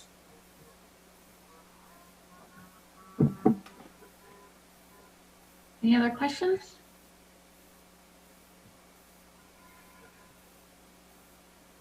Okay, I think I'll go back to the second line here, and I think I actually have a slide error, and I'll own that. I had intended to put a blurb here about our COVID-19 recovery and resilience plan as a reflection of org excellence. So, and I think this second item was supposed to be under the seventh success factor, which speaks more about healthy housing in neighborhoods. So before I move on to that, I'd just like to provide a comment, and also the city manager's office is working with our emergency response team and our partners, our community partners, such as the DDA, to develop a recovery and resilience plan, which is going to essentially provide a guiding framework for how we as a city would plan to get beyond remobilization, which is the phase we're currently in, and move towards reopening and a recovery process. And so we are working towards a guiding framework that would help us do that. And of course, that guidance and that framework for that reopening plan and recovery plan will work under any state and county executive orders for the local structure. So I just wanted to add that comment. My hope is that we will have that plan in operation, and we will be able to report out on that plan when we reconvene for our budget amendment in the fall. My other hope is that we've executed the community feedback that will be required to help inform and shape targeted investments that will maximize our recovery efforts within the community for as many stakeholders as possible. I'm going to hold the conversation about supporting implementation of the Affordable Housing Action Plan until where I intended to put it. We get to the seventh critical success factor. So Jordan Twardy, just put a pin in it. I'm going to call on you in a moment. 6, for strong regional partnership. Ferndale recognizes its role as a convener and connector of local and regional partners that contribute to the city's success. Local schools are included. The DDA, the library, and regional government and non-government organizations engage with the city for support and partnership opportunities. What I wanted to highlight are 2 items. Jordan can stay online then. He can get ready to dial up the conversation about 8 Mile and Woodward Avenue and what our plans are right now in terms of cleanup and outreach. And the second would be our support for the Ferndale Housing Commission. The support for the Ferndale Housing Commission actually is a function of a grant that the Housing Commission was awarded in February or March. I believe they were awarded in excess of $200,000 from HUD. And part of their grant application included an in-kind commitment from the city to support them, whether that be through shared services, education, and outreach, and a number of other items. So I worked with Heather Van Pooker on supporting her grant application. We were thrilled that they were awarded, and we are thrilled to articulate what those in-kind services will be. We are working through that plan right now in terms of how our departments can best serve them through the in-kind service agreement. Jordan Twardy can speak up about the 8 Mile initiative right now. There are currently a couple components to this project that are budgeted. One stems with formalizing a budget line behind our social services agreement with Hand Up Detroit, which is a nonprofit that is working on delivering social services to the community around Woodward and 8. And also it includes area cleanup and noticing. I do note that regionalism is needed here. This is a layered issue right now that involves many jurisdictions, including the cities of Detroit and Ferndale. MDOT, who owns the road, SHPO has historic purview over the bridge that connects 8 Mile and Woodward, and Oakland County. What's SHPO? The State Historic Preservation Office. Oh, right. Sorry. So I am certainly not the subject matter expert on this, but I believe we have Jordan Twardy who could speak to any questions on this subject if council has any.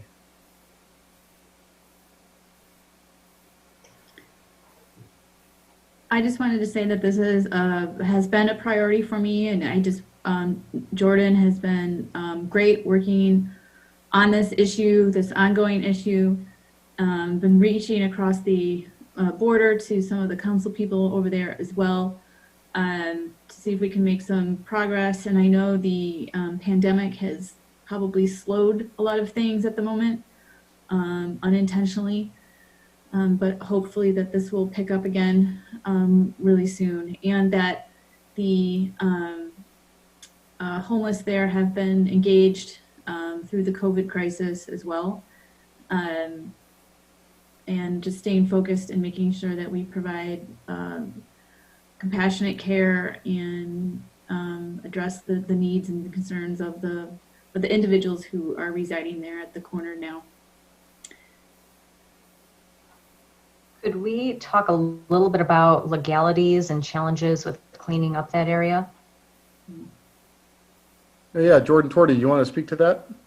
Yes, I do. Actually, it's a great question, and I appreciate it. And so just for a little context just about this item, and I will get to that question, but it's important to understand how this kind of came to be, at least in a sort of nutshell version, especially for me. But for the past several years, all the entities listed on that slide, believe it or not, that's the first tri-level bridge in Michigan, which is why SHPO is involved.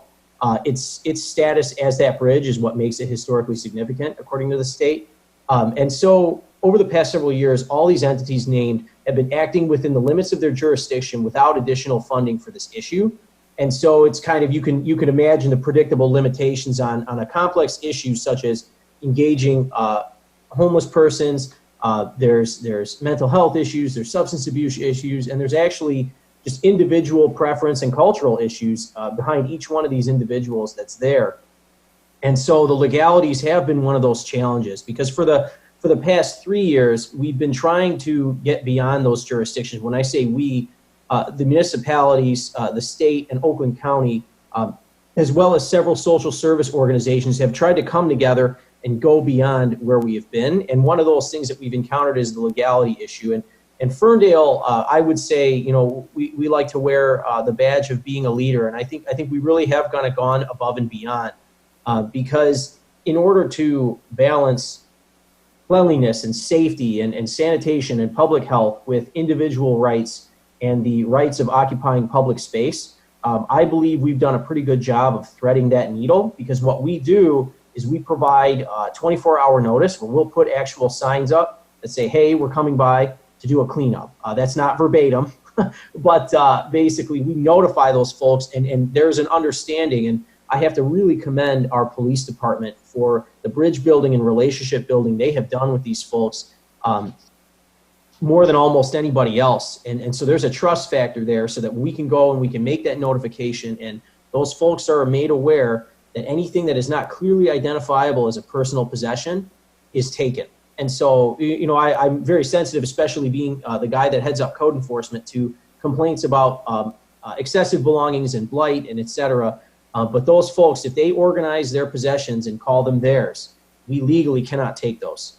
That is an illegal seizure of property, and we can't do it. So it's a frustratingly fine line, but we are working through that, and we're working on a systemic solution. And this is an opening shot in that. And I want to very quickly just thank DPW for being very involved in helping us understand. What we've tried to do is quantify the cost of the service runs that we've done. Every time we go out there and do a clean sweep, every time we have a social service organization meet with one of those folks, we try to quantify that cost, including even a police run, so that we can get a sense of how much it costs to do this the right way. And one of the things that we're really trying to avoid with our neighbors is, right now there's energy and momentum with the communities, and people know each other, they're willing to work together, and all it takes is staff turnover of 3 to 4 people, and the whole thing dies again. So we're trying to institutionalize this so that we can build beyond the limited success that's been able to be had. But even in that limitation, there has been a lot of ground gained. One of those has been trying to thread that needle. I hope that answers the question. I apologize, probably a longer answer than you were looking for, Councilman. Thank you. Do you mind if I just add too that this, in terms of the legal needle threading that Jordan alluded to, is happening all over the country. You know, there have been cities that have tried ordinances that, you know, ban sleeping or camping on public properties. Mostly such ordinances are overturned as unconstitutional. The U.S. Supreme Court hasn't quite weighed in on this explicitly, but what they have done last year is indicated that they are not going to hear a case where the lower court determined that it was unconstitutional. So that kind of suggests that maybe they would come to that same conclusion. They weren't willing to take it up. That's something that I've been asked about by residents before, like, why don't we just make it so they can't do that? Personally, I wouldn't want to do that because I think that there are some humanitarian reasons that we don't want to ban it, but also there are legal reasons why we shouldn't ban it unless we want to get into a protracted litigation pattern. Good comments. Thank you. Are there any other questions from council before we move forward? Jordan, thank you for the response and thank you for your team's time on this. It has been significant over the last couple of years. Thank you. And now for the final critical success factor. We're talking about healthy, connected, and invested neighborhoods. So Ferndale has a variety of housing choices for every age and income level interwoven with an integrated park system that serves as focal points for engaged neighborhoods. Our residents actively contribute to a thriving environment, enhancing their homes and supporting our community. So two standout items that support that vision are, one, in terms of regional parks, our major investment that was identified as part of the parks bond that was issued would be the delivery of a splash pad to Martin Road. We are very close to moving forward on that project, and we do intend to deliver that this fiscal year.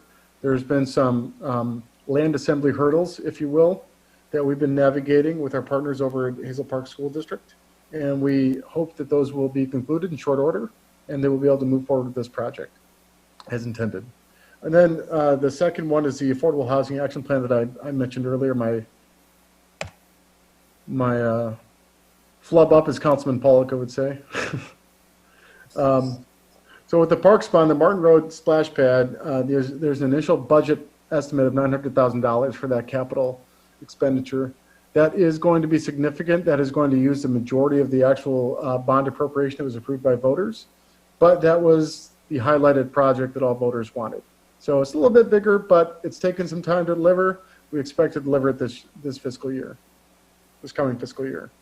The $35,000 is a budgeted initial allocation to support the implementation of the Affordable Housing Action Plan. We haven't received that action plan yet.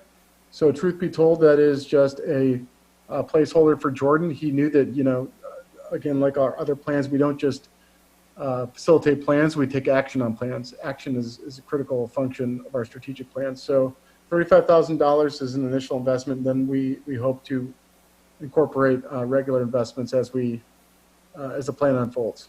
And Jordan can speak, of course, on the Affordable Housing Action Plan and where that is and what his expectations are for updating council and the community on that plan in the coming months.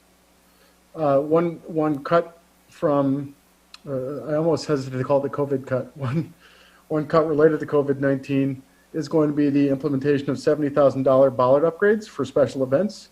We need to update and address our issues with how we secure our sites during special events. Right now, we currently use water barriers as part of a regional consortium with other cities who use them for other special events.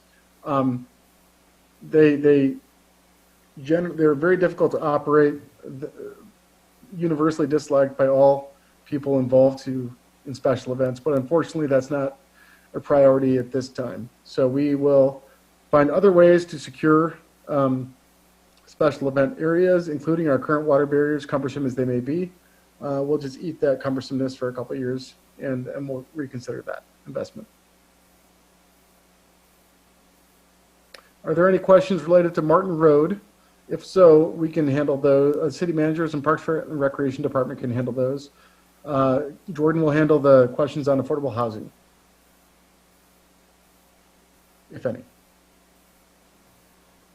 Just out of curiosity on the splash pad design and installation. So this $900,000 in bond money can only be used for that sort of improvement. Is that correct? Rather than something like repairing the boiler for the Kulik?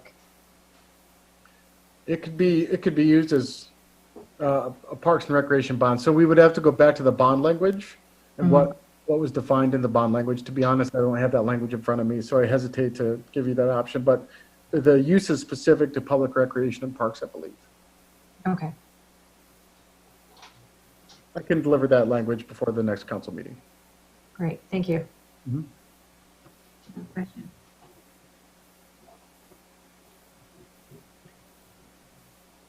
All right, see no other questions. Okay, we will move forward. Now we're going to briefly give an overview of the 5-year capital plan that was adopted in December. That was the function of a 3-month process in the fall, which kicks off our budget process, which really doesn't ever stop throughout the year. So with that, Assistant City Manager Kyle Paulette will walk us through the 5-year capital plan. Thanks, Joe. So I'm going to be as brief as I can be because a lot of the CIP was actually covered in what Joe just presented to everybody regarding strategic initiatives that we're looking at. Go ahead to the next slide there, Joe. So the CIP, as I tried to put it in December when we brought this before council, is sort of a menu of capital projects for council to select from when they're choosing budget priorities. As you all know, right now we are only able to do takeout, and so the menu as presented is now going to be quite limited for this year. But what you'll see before you here is just kind of where the CIP was. And so as Joe mentioned, this is our 5-year plan that is supposed to encompass all of, or as much of our capital needs assessment as we can. You'll see a couple different numbers on this slide, and this represents where requests were back in December when we made this plan, obviously well before COVID happened. So you can see there was significant requests from CD, from Parks, and then DPW and department allocations. And then you can take those department allocations and sort of build them into strategic goal allocations. And you'll see even before COVID, really the main priority of the city capital improvement plan was to invest in supported infrastructure. The second item on there, of course, is safe, protected, and engaged community. And then you'll see in the top right corner sort of the difference between strategic and operational requests. And the important thing to note here is a strategic item directly relates back to the strategic action plan, whereas an operational item is, you know, tools, vehicles, items that help you to not only run the city, but to put in place those strategic capital items that you've chosen to fund. Now, the fun thing about the CIP is that we get to revisit it every year. And obviously, as we come out of COVID, there's going to be a lot of questions as far as the economic recovery, sort of what the needs of the city are going to be in the next few years. And so while this was initially the plan for the next 5 years, I think this tool is going to be very useful as a baseline of where our needs are going to be in the next year and the next coming years, as this will change and adapt as we look at our facilities with a deeper lens. We work with our facilities manager to identify the best efficiency and value in upgrading and maintaining our facilities. And then we also rework our fleet policy to make sure that we're using the most cost-effective, efficient, fuel economic and green vehicles that we can. So instead of this being a road, it's maybe potentially a good set of tires that we can use to see where we're going to travel with our capital needs. Now, just to sort of note the discussion on the Lucas device and the CIP scoring. So when I came to the city in September, the CIP policy team had already convened and had already started working on what the process would look like for this 21 to 25 CIP. The goal of that committee was to create a 2-part scale to sort of prioritize and rank all CIP requests so that they weren't just sitting in a vacuum and were subjective, but to try to put an objective hard number on the prioritization of different projects.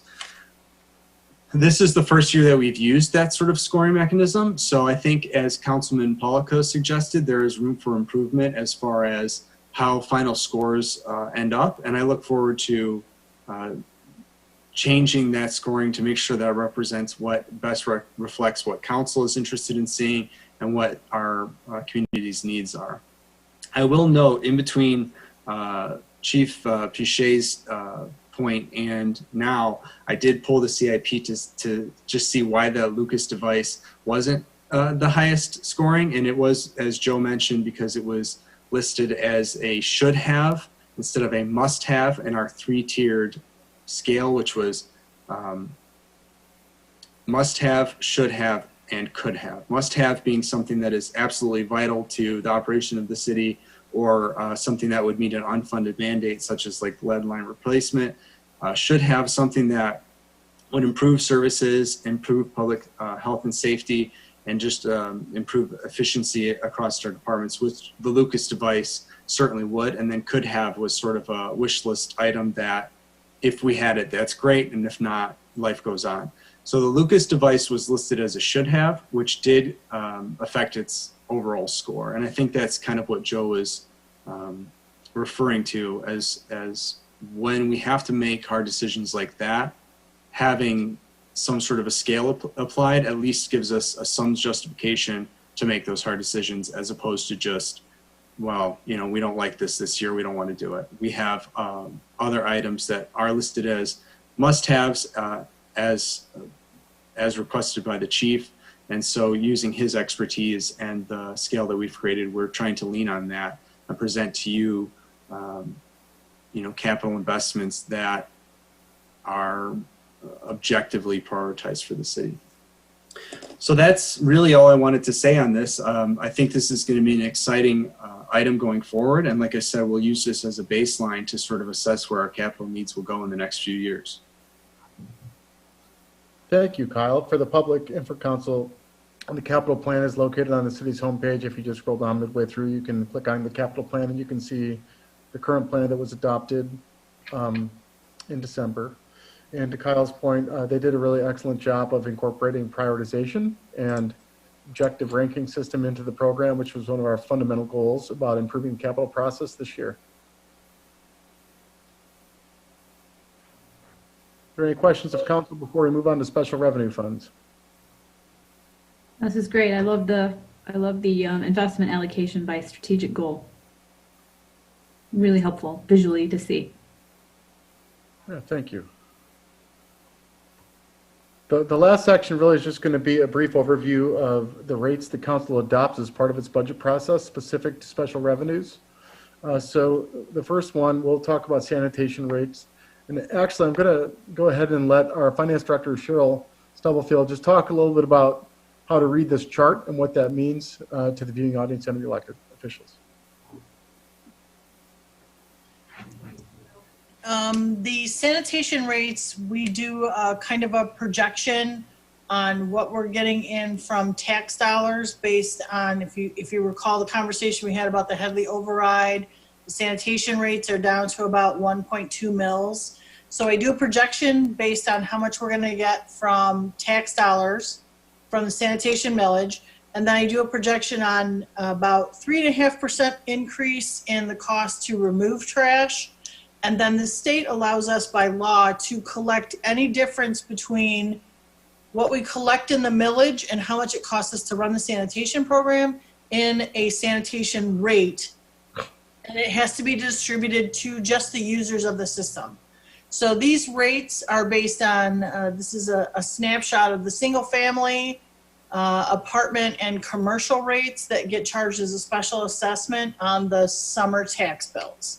So you'll see this year we were at, for single family, focusing on that, we were at $169. Doing a projection out for 5 years, I was able to make an increase of 0.75% and still keep the fund balance in a positive area and allow us to do all the things that we are considering doing with the downtown sanitation system. We still have room for those kind of capital changes to make that a more robust system. And so it's going to end up being about $1 increase per person, or I'm sorry, per residence each year. And again, this represents a 0.75% increase through the next 5 years. Does anybody have any questions about that piece? Okay. The next slide is the water rates. I do a very similar thing with the water rates. We do a 5-year projection. Historically, the water rate didn't have a lot of thought put into it. It was, let's just, I don't know, let's keep it the same, or let's raise it $5 this year. So before I started, Plant Moran did a water rate study. And I just take that study every year and update it with additional factors, such as how much the water rate increase is going to be from GLEWA, which is the Great Lakes Water Authority, how much it's going to cost us in capital. All of that stuff is baked into the rate. And then we do a 5-year smoothing. So let's say we have a year where we don't have a lot of capital that we want to purchase, but then the next year we do the smoothing with the rate so that the water rate is not going up and down. People can actually rely on what this rate is going to look like. And this rate represents about a 3.8% increase each year. I believe this rate is probably pretty stable, but we'll look at it again in August. We do a deep dive into any effects that COVID has on any of these utility pieces and on anything that the unmandated lead line replacement could affect this as well. So that's how we come up with our water rates. At the top of the slide, you can see an MCF, how much it equals in the gallons and things like that. Does anybody have any questions about the water rates? I'm just zooming through these, man. Okay. I will offer just one observation just to underscore Cheryl's 5-year modeling and the benefit that has on capital planning. So it makes all of our capital costs predictable and incorporated. So by the time you see a significant capital project like the water meter installation or even lead line replacement, anything that actually has been targeted for funding is reflected in that rate increase. So you might see a capital request come later, but know that it won't change the rate the council adopted in April, if that makes sense. One of the common questions I get is why I'm saving on water, I'm using less water, but my water bill keeps going up. And I think this sort of demonstrates why.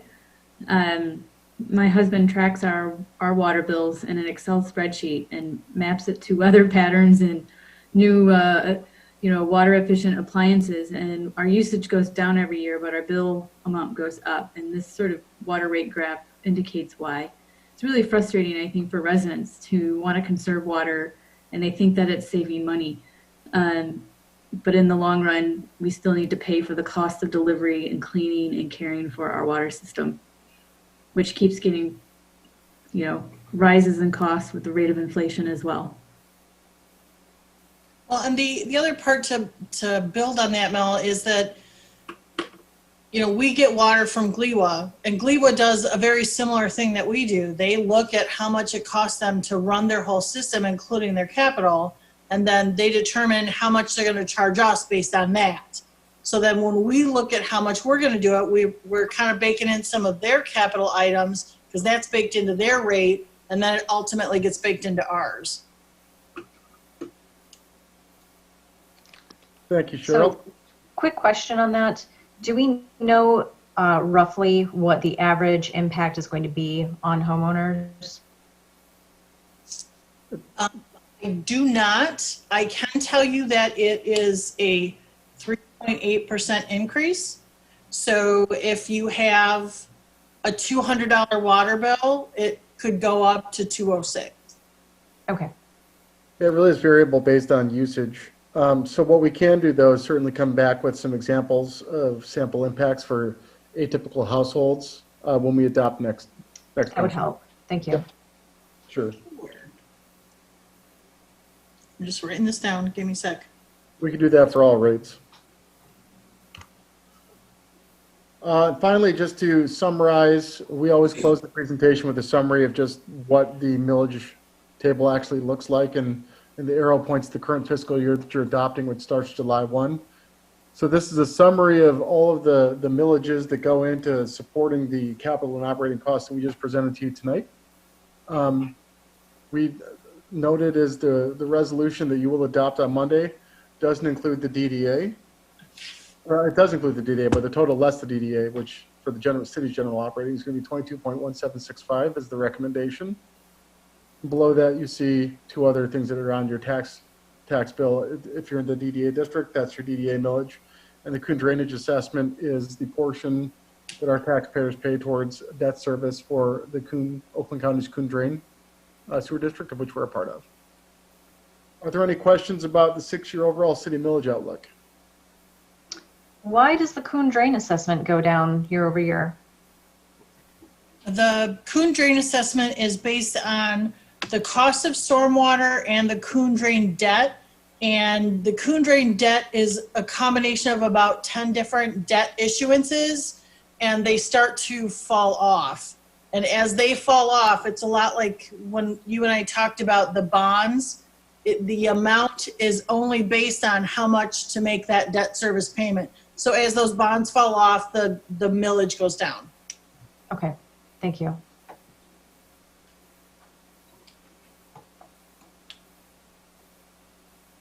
Are there any other questions? This is just a snapshot of the next series of budget-related initiatives. So in terms of timelines, we're going to have the second reading and adoption. I believe it's actually April 27th, not the 24th. I apologize. For the 3-year budget. We have to, by charter, publish the updated budget book in all municipal buildings by May 11th. So that would be your next touch point. Our fiscal year begins July 1, and then we will come back in the first quarter for a strategic planning update for this new city council, as well as a budget amendment workshop, which considers what the environment looks like at that time. Are there any final questions from council?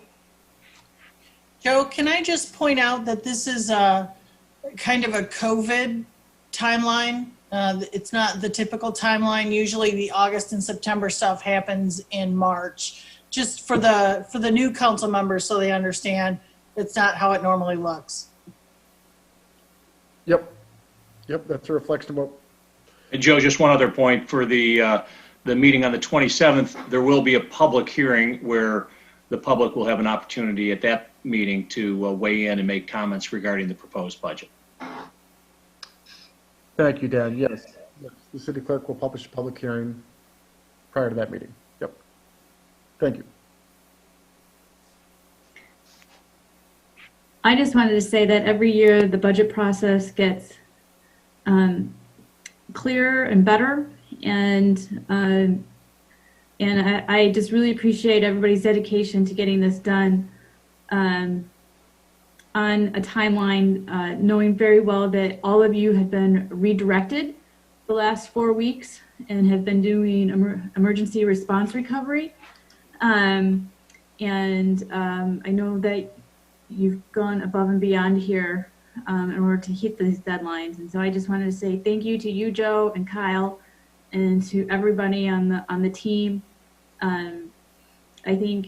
I feel really proud of this work and of the adjustment timeline so that we can be the most thoughtful and mindful about how we're all going to be affected financially by the COVID crisis. So the presentations get better every year too. So thank you so much for your hard work.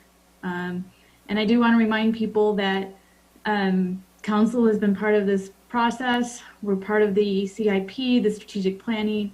We're involved every step of the way, all the way to the end, and we repeat pretty much after July 1st. So thank you to everybody on council for putting in your time to help me steer this important document forward this year. Thank you, Mayor, and thank you, Council. If there's no other questions, that concludes my 2-hour presentation. I apologize, but the good news is I think we have a light agenda following this. Yes, we do. So At this time, I am not going to be taking questions for the presentation since we have a public hearing for the budget for next council meeting. And with that in mind, I'm going to move to the fifth agenda item, which is call to audience. And last time I read procedures for the electronic meeting, and I'm going to do that again. I'm going to paraphrase where needed because they're pretty long. But this is the electronic meeting procedures to be in compliance with Executive Order 2020-15, which is the temporary suspension of the Michigan Open Meetings Act, so we can provide public comment virtually. So to assist in the meetings coordination for the public comment and call to audience periods, we're going to be taken at one time period during the call to audience. So video conferencing participants, for those who've been following on, to make a comment, you need to use the raise your hand feature on the Zoom platform. And Kyle, our Assistant City Manager, is the moderator, and he will create a list of names of persons interested in making a public comment. So if you're interested, please go raise your hand right now. And then the moderator at the time will enable your voice capability to speak to everybody on council. So for those who aren't following by Zoom but called in, you do not have the raise the hand feature. But if you are participating through phone, I'm going to ask you to make public comment, and I'm going to go through the alphabet for the last names and ask you to provide public comment when your last name ends with a letter in the alphabet. So with that in mind, please be patient. There's some delay, and want to make sure we don't talk over everybody as we coordinate public participation. So as always, the time limit for public comments is 3 minutes, and I will be timing you on my phone at home. So at this time, Kyle, why don't we take the comments from the Zoom participants? Raise your hand feature. Mayor Pionic, do you mind if I just walk through exactly how to use that feature if a person hasn't done it before? Please go ahead. Thank you. It's a great addition. So if you're not on Zoom calls 1,000 times a day and you're using Zoom for maybe the first time or the first time using this feature, kind of hover toward the bottom band across your screen and click on participants. And make sure that the box on the right-hand side pops up that shows on my screen. I don't know if yours will look different, but there's both panelists and attendees. If you are not council member or staff, then you're probably in the attendees column, and somewhere at the bottom there should be a button underneath the list of people that says raise hand. So I hope that's helpful. Thank you. Kyle, are there any hand raisers or public comments at this time through Zoom? Thank you, Mayor, Councilwoman. I do not see any currently, but I think we should just wait a moment and see if anybody uses the raise their hand feature. Okay, we do have, I will recognize Christian Rice.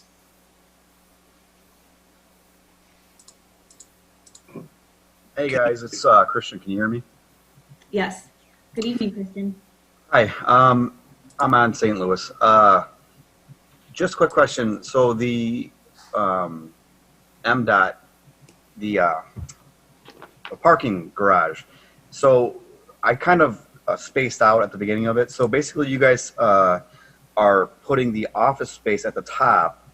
You're putting that off basically. So we're going to complete the parking structure, call that one step, and say that's when that's done, then we're going to move on to the office space. Is that what I got at that trail end of it? So I'm not sure if that's what you guys are saying. I'll direct that to the city manager.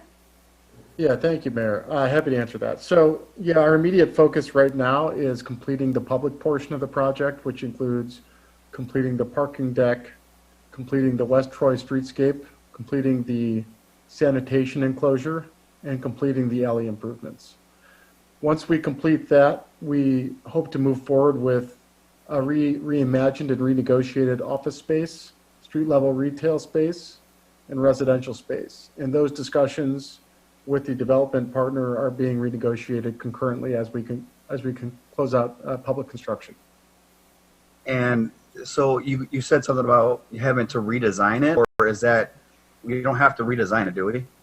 No, we're not looking to redesign. What I am saying is reimagining. So the timeline will be adjusted, and that's just accepted in the wake of COVID-19.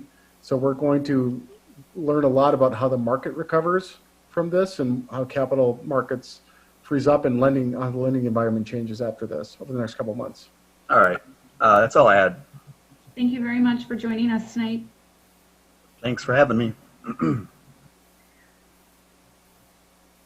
Are there any other hand raisers? Okay, I don't see any, and I see one phone call listener. Is that correct, Kyle? Yes, we do have one call in, and they've been very patient, been with us the whole time. So I'm going to go ahead and unmute them. This is a 586 number. Last four digits are 9342. You are now unmuted. Hi all, it's Joy. I'm just here. Hi, Joy. I'm going to ask for your number now. Thank you for joining. Joy is Thank you. Chamber, Ferndale Chamber. So thank you for participating. And seeing no other call-in listeners, I am going to forego going through the entire alphabet for the people who have called in. And at this time, seeing no more hand raisers and nobody more called in, I'm going to move on from call to audience to our consent agenda. And I'm going to read the consent agenda, and council will make a motion. So 6A, approval of minutes of regular council meeting held March 25th, 2020, as submitted by the city clerk. 6B, approval of the proclamation recognizing April 24th, 2020 as Arbor Day in the city of Ferndale, as submitted by the Community Economic Development Department, project planner. 6C, approval to award the community tree bid to Lodi Farms in the amount of $13,353 and the expense to be charged to the General Fund Department of Public Works, repair and maintenance account number as listed as submitted by the project planner. 6D, approval of the partial release of performance bond B19-0002 for 906 Mwell in the amount of $33,150 from account as listed based on work performed to date and contingent on developer's approval of the cash performance bond agreement and authorization for the mayor and clerk to execute the cash performance bond agreement with a completion deadline of May 1st, 2021. 6E, approval to purchase and install Panasonic Whisper Comfort Spot Energy Recovery Ventilator from Goyette Mechanical Company Incorporated in the amount of $3,975. The expense to be charged to General Fund Police Repair and Maintenance, the account number listed as submitted by DPW Facilities Manager. And 6F, approval to purchase calibration bench test equipment from Altair 5X portable gas detectors from Premier Fire Rescue Incorporated, charged to operations in the amount of $3,833.45 from the account number listed as submitted by the fire chief. And finally, 6G, approval of the bills and payrolls as submitted by the city manager's office and subject to review by council finance committee. What is the pleasure of council?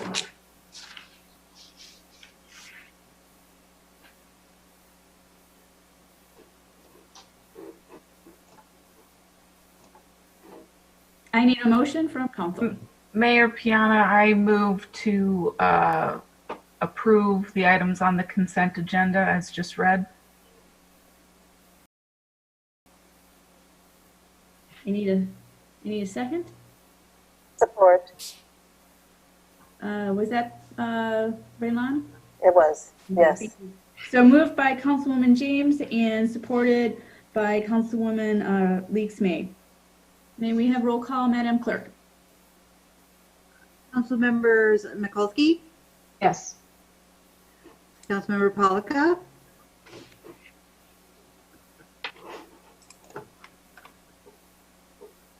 Yes. Councilmember James, Yes. Mayor Pro Tem Leaks May, Yes. and Mayor Piano. Yes, and that passes unanimously. Next is the regular agenda, and there is no regular agenda items, which is unusual, but we also had a very long budget presentation this evening. So now I'm going to move on to call to council, and last time I had Assistant City Manager Kyle negotiate the speaking list with the directors. So why don't you go ahead, Kyle? Thank you, Mayor. And actually, with the upgraded Zoom that we have, most directors are able to unmute themselves. So at your leisure, you can provide a mayor's call to council. Oh, you boomeranged it back to me. All right. Now I got to pick up my list so I don't figure out missing everybody. Why don't we start with the police chief?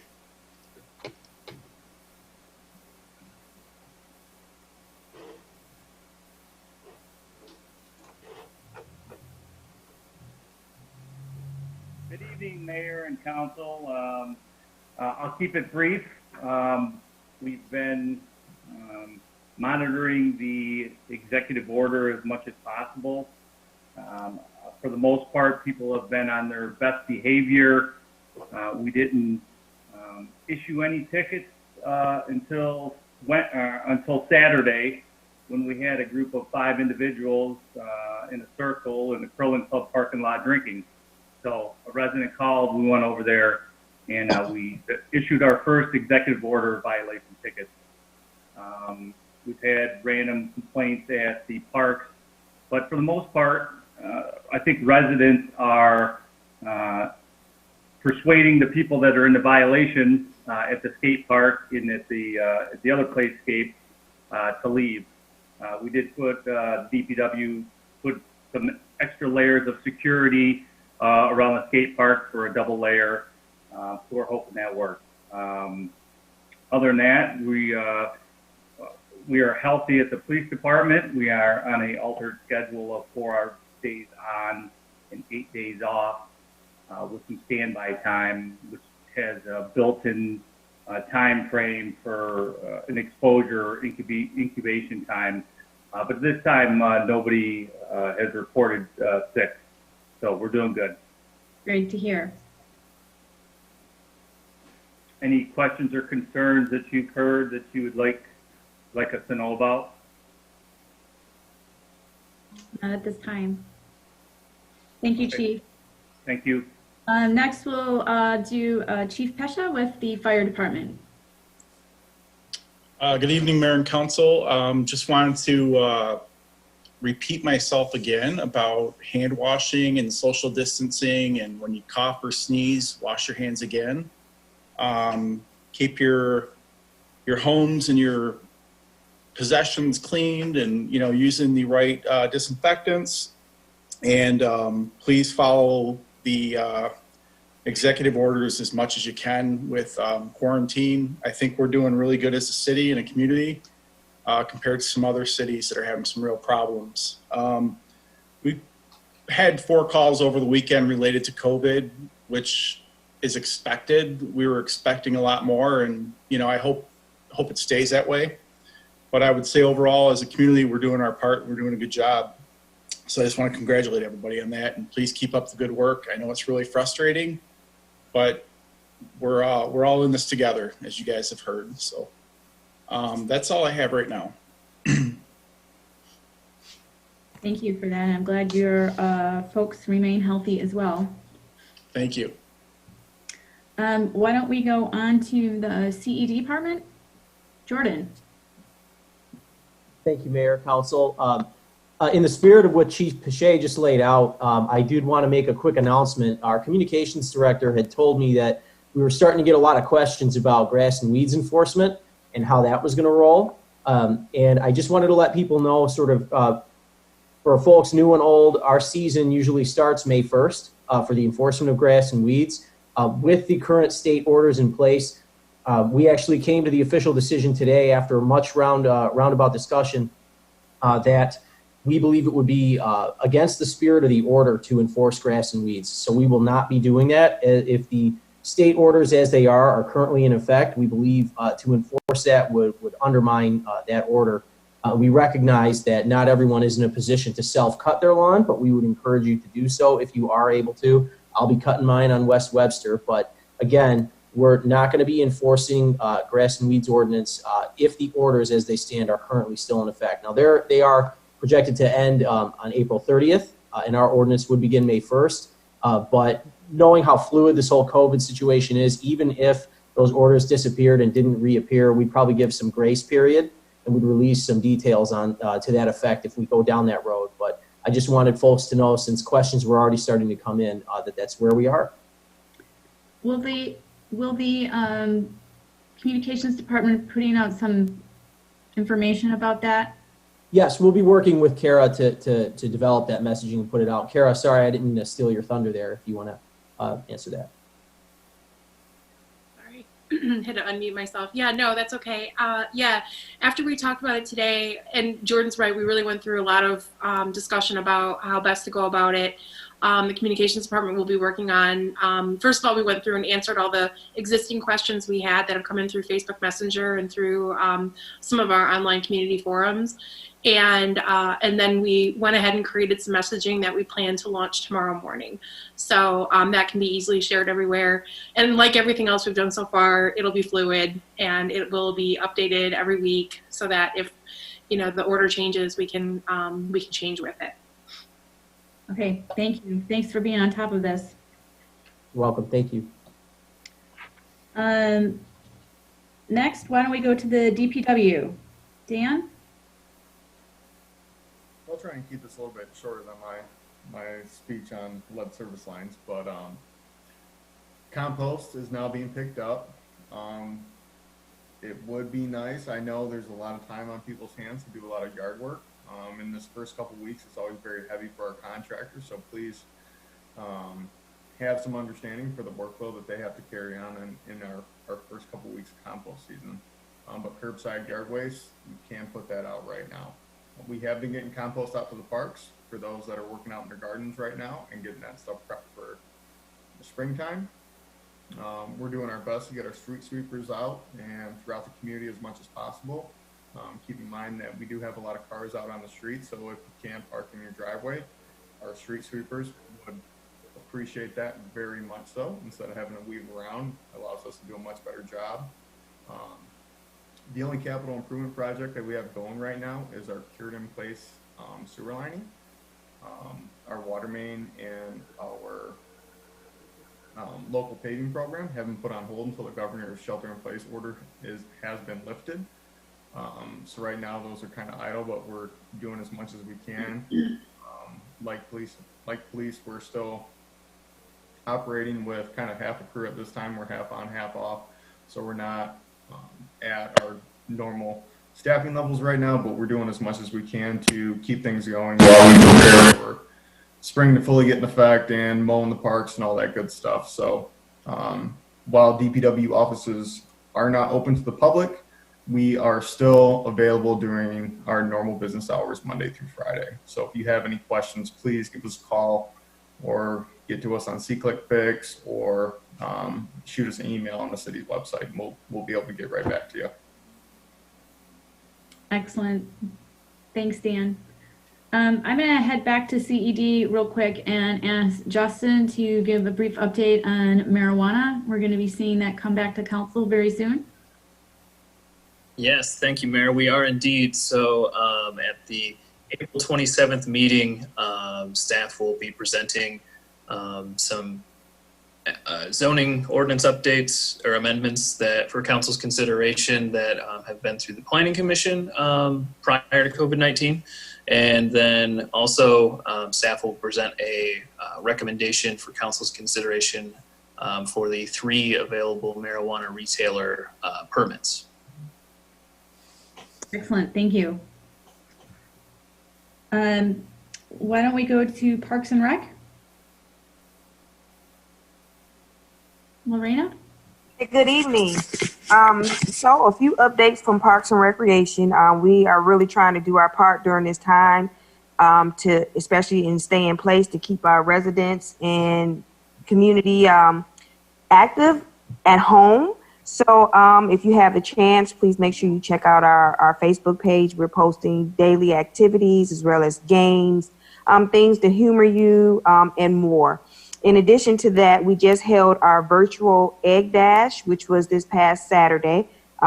We all know that our extravaganza was canceled, so we replaced that with the Egg Dash. And what we did was we had 2 days where we distributed eggs to families that didn't have any for the hunt.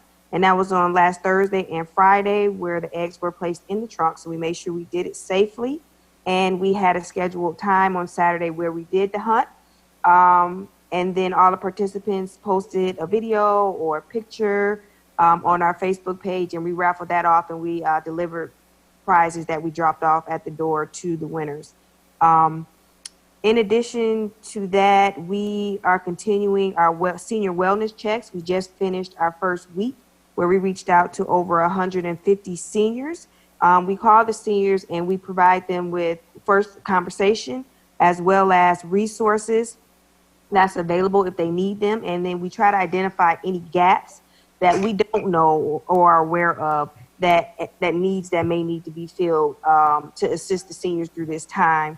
The response was great. We're working very closely with the senior group, Ferndale senior group, as well as the board on this effort. They're also making calls. And like I said, the response was very well. I think one of the main things that the senior appreciated was the conversation. In addition to that, there were about a handful of seniors that did have some special needs that we're looking to help them address. In addition to that, one of the things that we're asking the seniors when we call is if they know of any seniors that aren't part of the Ferndale senior group, whose information we may not have, if they want to reach out to them to see if they're interested in getting on our call list so we can call them and provide them with these additional resources. And we've gotten some responses from that as well. So today I just want to give our number for the seniors who may not be getting calls from us right now, but who may be interested in getting on our call list or getting more resources that we have available through our department and through the city as a whole, or that we have knowledge of. And that number is 248-544-6767. That's our main office number, but you can dial extension 505 for this to get on our list. So 544-677 extension 505. And please leave a message if for some reason you don't get an answer right away. In addition to that, our camp registration is postponed indefinitely. Once we identify a date or if camps will open this year, following COVID, we'll definitely post an update when a decision is made. Thank you, Lorena. If I could, actually, through the chair. Lorena, regarding that number that you gave for individuals to get on the list, I know that there are some seniors at the Kulik Center who don't reside in Ferndale but still are members of the Kulik Center senior group. So does that number apply to them, or is it just Ferndale residents solely? So currently we are making calls to all of our senior group members. So that includes the resident and non-resident senior group members. Okay, thank you. Oh, and I'm sorry, I have one other announcement, major announcement.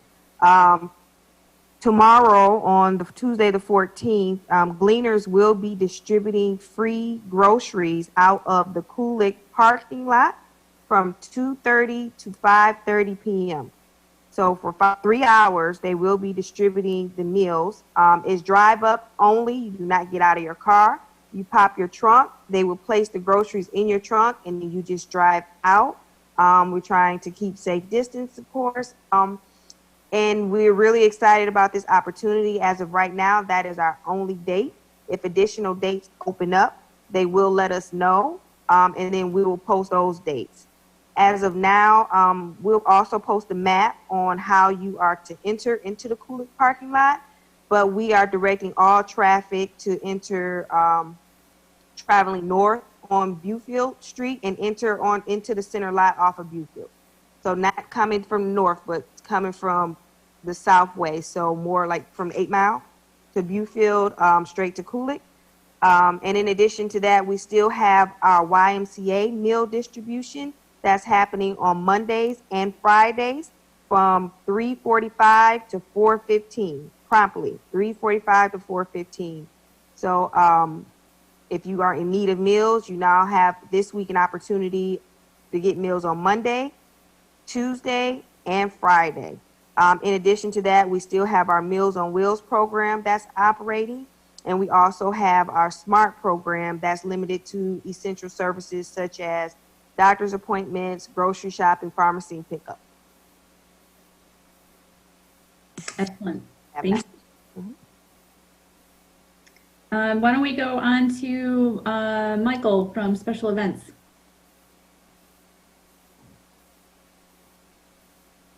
You hear me? Hello. Yes. Hi, everybody. Hello, Michael. I miss everybody. We miss you too. Yeah. So because of the epidemic or the pandemic situation that we have right now, that we have some special events that unfortunately have made the decision for cancellation. And those two events as of today are the Memorial Day Parade. They are contemplating on whether or not to continue having the ceremony for the veteran at the Veterans Memorial, but that has not been yet determined. But as of now, the parade has been canceled, as well as the May 30th Rainbow Run. The front porch, which was originally scheduled for June 27th, they're considering a change in date to either late July or early August, but that still has not yet been determined. The Ferndale Pride, which was originally scheduled for May 30th, has requested a reschedule to September 26th. And so far, that's what we have. Everything that's after June is still remaining as they had originally proposed. That would also include the Ferndale Dream Cruise and the Woodward Dream Cruise. The Woodward Dream Cruise board, which is comprised of 9 communities. We had our board meeting this morning, and we all feel that because it's in mid-August, that as of right now, we're continuing on as though it's still on schedule. And we're still getting the support that we're looking for from the sponsors that help fund this event. And so I've received a lot of emails from a lot of Dream Cruise fans who keep asking, concerned about whether or not this event is going to be continuing or canceled for this year. And we've responded in a unified message that as of today, we're moving forward. If things change based on the executive order from the governor's office, we will make that decision at that time. But as of right now, everything is moving on as a plan for August 15th. Excellent. Thank you for that update, Michael. Thank you. Stay safe and healthy. You too. It's unfortunate our events have to reschedule. They put a lot of time and effort into them. All right, let's move on to the finance department. Anything? We are still answering the phones. We are still processing payments and mailing out water bills. We are taking a little bit of a precaution for the staff, though. If you drop your payment in the drop box, it could take up to a week to process it because we are trying to let them sit and cure so that there's nothing on the payments when the staff goes in and processes it. They're going in on Tuesdays and Thursdays, processing the payments. So be patient if you've paid something that way. The payments that are going through credit cards are still being processed as normal. And if you have any questions about any of your accounts, you can just call City Hall as usual, and there will be someone answering the phones and either answering your questions or redirecting you. And if you get a voicemail, they will be calling you back. Excellent. Thank you, Cheryl. Can you identify some of the fees that the department has been waiving recently? Obviously with council approval. Yes, we will not be processing late fees on water billing. Originally, we went through anything paid in April, but I think we're going to end up moving that forward as this COVID pandemic time extends. So there will be no late payments on payments that were due April 6th. The May water bills went out. And if we are just kind of getting back in the office and there are still a lot of unemployed citizens, then we're probably going to be waiving those late fees as well. And we have also waived all of the credit card fees if you call in and make your payment. Typically, there was a $2.50 fee on a water bill. Those are also not being charged to the citizens at this point. Excellent. Thank you. I could, through the chair, regarding the water, Cheryl, or anyone who wants to answer this. Are there any residents that we know of that are without their water service as we're going through this pandemic? No, we don't, Raylon, we don't turn the water off for anybody unless it's requested by the homeowner. So as far as I know, there's no one that has had their water turned off for any reason. Okay, so I was just talking in terms of just not paying a bill. I just want to make sure that everyone has access to the necessities of water during the Yeah, we do not turn water off. It's our policy right now not to turn your water off if you don't pay your bill. We do have some things in place. There is a little bit of confusion for people who just received their new meter, so they may still be getting an estimated bill for the time being until we can kind of get that process up and rolling again. Because from the side that no one sees is we are right now running 2 water bill systems, our original water bill system and then the new water bills. And some people have transitioned over to it without an issue. And we have some that are kind of caught in that gray area where their meters were replaced, but they haven't been brought into the system yet. And since no one's working on that water transition, we're gonna continue to send out estimated water bills. But if any citizen for any reason has an issue paying their water bill, we have a program that we put in place that we will put you on a payment plan as long as you keep your water bill current and make the payment plan payments, then you can stay on that payment plan. There's no additional penalties charged to stuff. We're really just trying to make sure that we work with people, and it's going to be even more important as we go forward as people have lost their jobs or are, have a gap in their employment. So we're just going to continue to work with citizens to make sure that no one has to really have a stress about their water. We're just going to work with them. Can I ask one more question through the chair regarding those meters? So has those installations been halted, or are they still in process?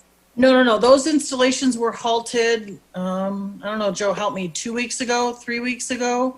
Okay. They were halted when we halted operations. Got it. Yeah, okay. When we stopped working in the office, they stopped installing. And I know that there is some conversation about when things start rolling again, about making sure that the installers have appropriate PPE to go into different people's homes so that people feel safe from the people that are coming in their homes, and the installers also feel safe as well. So we're kind of trying to be a little proactive and thinking on what that's going to look like when that stuff starts ramping up again. Thank you. Councilwoman Leaks May, Dan here, if I could just add, the governor did issue an executive order regarding shutting off water for non-payment and things like that. Granted, we don't shut off water for non-payment, but the governor... The order actually allows for the restoration of water service if it had been off. So that's Executive Order 28 does provide for that. So that should not occur. Yep. So we've been paying attention to those, Councilwoman Leaks May. Thanks, Dan and Dan. Councilwoman Leaks May, I think you asked a great question. I asked this last week too about shutoffs, and I think folks, because of the high profile of Detroit water shutoffs and what they have been dealing with down there, that there's a perception that other cities do the same, and we've never done that. So it has never been a policy of ours to do that. So I appreciate you clarifying tonight for our residents and council.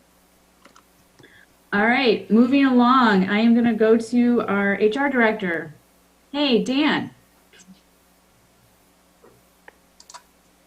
Yet another Dan. Our department is business as usual where possible, and to that end, we are celebrating the 4th of our core values in our citywide core value initiative program with employees, and that is innovative, which we think is really appropriate for this time. We define innovative as approaching all situations with an open mind to capitalize on opportunities, using data to understand both current and future problems, using technology to correct and navigate city programs and projects, and utilizing training and development programs that allow continuous learning to create engaged and knowledgeable employees.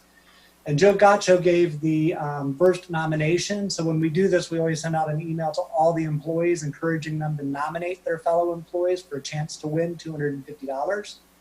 And Joe nominated Lisa Bryant and Emmanuel Johnson. The situation was I would like to nominate Emmanuel and Lisa from Parks and Recreation. The Parks and Recreation Department has established a wellness outreach program for the members of our senior program. Their plan begins with empathy, demonstrates thoughtful preparation, and is a scalable to include other senior populations or potentially shareable with other city parks and recreation programs.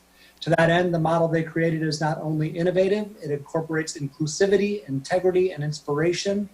The section titled Keynotes to Hit says, by the end of your conversation, you will need to be prepared to answer the following assessment questions. Did I make the person more equipped to handle the current social climate? Did I make the person feel better about their ability to handle the current social climate? Does the person know of all of the available resources we offer to them? And does the person need additional resources beyond that I can offer them? Or can we redirect them somewhere else to get those answers? Did I get permission to share any information? And does this person require a follow-up call? And Joe says, congratulations to the entire Parks and Recreation Department for demonstrating such important leadership and innovation during a time that rewards adaptation and resilience. So thank you. Congratulations. That's amazing. Thank you. I really love that program, by the way. Thank you. Moving on, let's go to the communications department. Kara. All right. So I want to chat a little bit about the census quickly tonight. It sounds like our census committee chair, Adam Loomis from the CED department, I don't believe he's on tonight. So I wanted to just give a quick update on his behalf and let our residents know that according to the census website anyway, Ferndale's self-response percentage right now is at about 64%. For reference, Michigan as a state is at 55%, and the national response rate is 48%. So we're doing good, but we definitely need to do better. And in a normal world, we would be having census workers going door to door, and we would be doing a whole bunch of in-person activities to talk to people about the census and explain about its importance and encourage people to respond. But we are not in that space right now. And so instead, they're going to be starting to hear a lot from your communications department and your city council and some of our leadership here at the city. We've been working to launch a mostly digital campaign that also includes some mailed letters as well as some cable content for our basic cable channel. And we're launching that this week. You're going to start to see our new phrase for the next few months, which is Shape the Future of Ferndale, hashtag Future of Ferndale. So start using it and spreading it around. The goal really is just to let everybody know how critical completing the census is. It's much more than taking roll or doing a count. The federal government uses the numbers that we respond with to make really, really, really important decisions about school funding, about funding that comes into our community. And so the more response we get, basically the better we fare as a city and as a community. And so it's all about having high numbers of participation. To that end, we've challenged ourselves. By the end of April, we would like to see a 70% response rate or higher. By the end of May, 80%. And basically by the end of July, which is, we're not sure, it's going to end sometime in August, but by the end of July, we want to be at 90%. Higher would be even great. So look for a bunch of educational materials starting to come out. We've got some FAQs on our homepage, tons of information about why and what and how to take it. It's very easy. It takes just a few minutes. So you can find that information from us at ferndalemi.gov. It's at the very top of the homepage to make it easy to click. Or simply go to 2020census.gov and complete your census or find a whole bunch of more information there. So that's all I have. Thank you so much. Next is the city clerk, Marnie. Yes, thank you. I just wanted to say also that city clerk's office is business as usual to the greatest extent possible. We're still answering phones. We're still processing licensing. Particularly, I want to make a note that we are working on sidewalk cafe licensing right now and getting those done to the greatest extent that we can, so that when businesses are able to reopen, they're not having to wait for their sidewalk cafe license. So we're getting that done as much as we can, and other licensing as well. I am working on a Open Meetings Act workshop that I'm going to be doing with boards and commissions, chairs, and liaisons. So that will be coming soon. And I wanted to give a big thanks to Barb for filling in for me at the last meeting, and a big thanks to everyone working on the election on March 10th. It seems like a million years ago, but I would be remiss if I didn't thank our voters and my amazing precinct inspectors and my miniature staff who did an amazing job of processing the myriad requests we had for AV ballots. Just a reminder that AV voting is available. You can request it anytime. So if you're wanting to get on board for August and November right away, just email elections@ferndalemi.gov, ask to be put on the permanent absentee voter list, and you'll automatically receive an application for an absentee ballot prior to every election. And I believe that's all I have. Thank you. Through the chair. Yes, go ahead. Marnie, is it possible to have a web page on our election site where someone could fill out information that can be sent to you as opposed to just trying to send an email? I think we actually already have that link. Thank you for mentioning that. On our elections page, if you go to absentee voting, there should be a link for the permanent absentee voter list, and it takes you to a seamless doc that you can fill out, and it comes straight to us and we can add that for you. And I will double check with Kara in the morning and make sure that that link is up and operating. Excellent. That would be a lot easier to direct people to. Sure. Yeah. Thank you. Thanks. And then I'm going to ask the DDA. Lena, do you have anything from the DDA this evening? Hey, good evening. Can y'all hear me? Yes. Hi. Not too much. I know it's getting pretty late, but I did want to announce that as of this evening, we have launched our downtown small business support program, where any business in the downtown can get up to 3 hours of free professional advice from a company called Everything HR, who's also working with City of Detroit.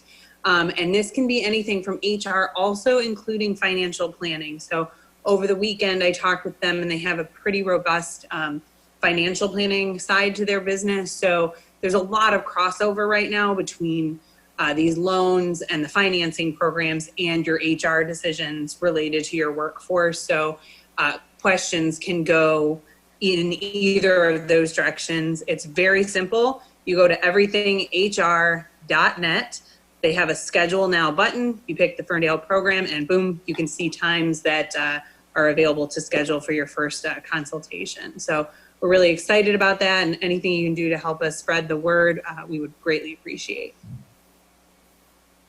Excellent, thank you. And then almost to the last is legal counsel.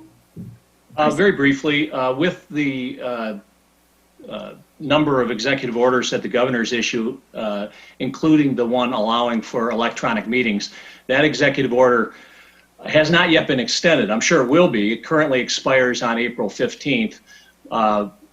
I will continue to keep the city manager's office advised of when that extension actually takes place. I'm sure it's in the works and will be coming forth shortly.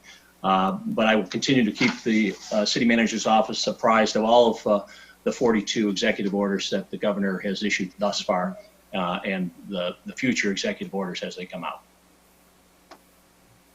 Excellent.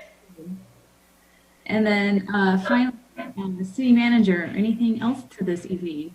You certainly have heard enough from me tonight, but I will always use this opportunity to extend my thank you to every staff member working for the city of Ferndale. You've continued to demonstrate resilience and innovation in everything that you do.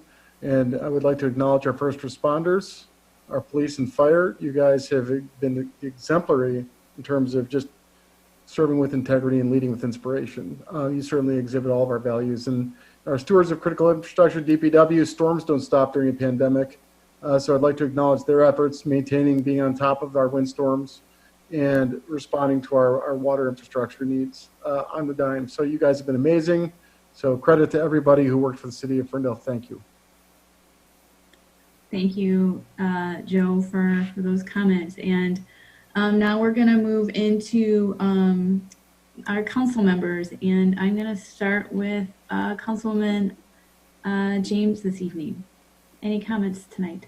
A few quick ones, just piggybacking off of the city manager's comment. I know that we have lots of city staff who are sort of unsung heroes, but I'm going to, on behalf of my neighborhood, thank DPW for responding quickly to a water main break in my neighborhood that left us without water service for a couple of hours. They came out immediately and communicated with us and got our water restored quickly. And that wasn't because I'm on council or anything. I never had any communication with DPW. That's just how they respond. So I really appreciate that. I also just sort of want to say that I'm trying to kind of go back and resume some of the normal things I was doing before this crisis hit. I never reported on an MML weekend that I spent way back in February learning more about municipal finance and planning and refreshers and reminders about Open Meetings Act and Freedom of Information Act. I did a police department ride-along at the beginning of March. That was a really great experience. I'm very glad I did it. And as a person who's a civil rights litigator by profession, it was a really unique opportunity for me. And I genuinely enjoyed the exercise.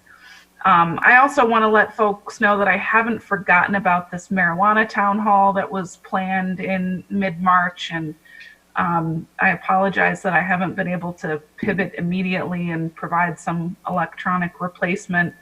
And that's going to sort of dovetail into just acknowledging that we are all meeting our own challenges right now. We're all having our own experiences and some shared experiences during this crisis. Some of us are continuing to try to work full-time from home and maybe even have an added workload without childcare.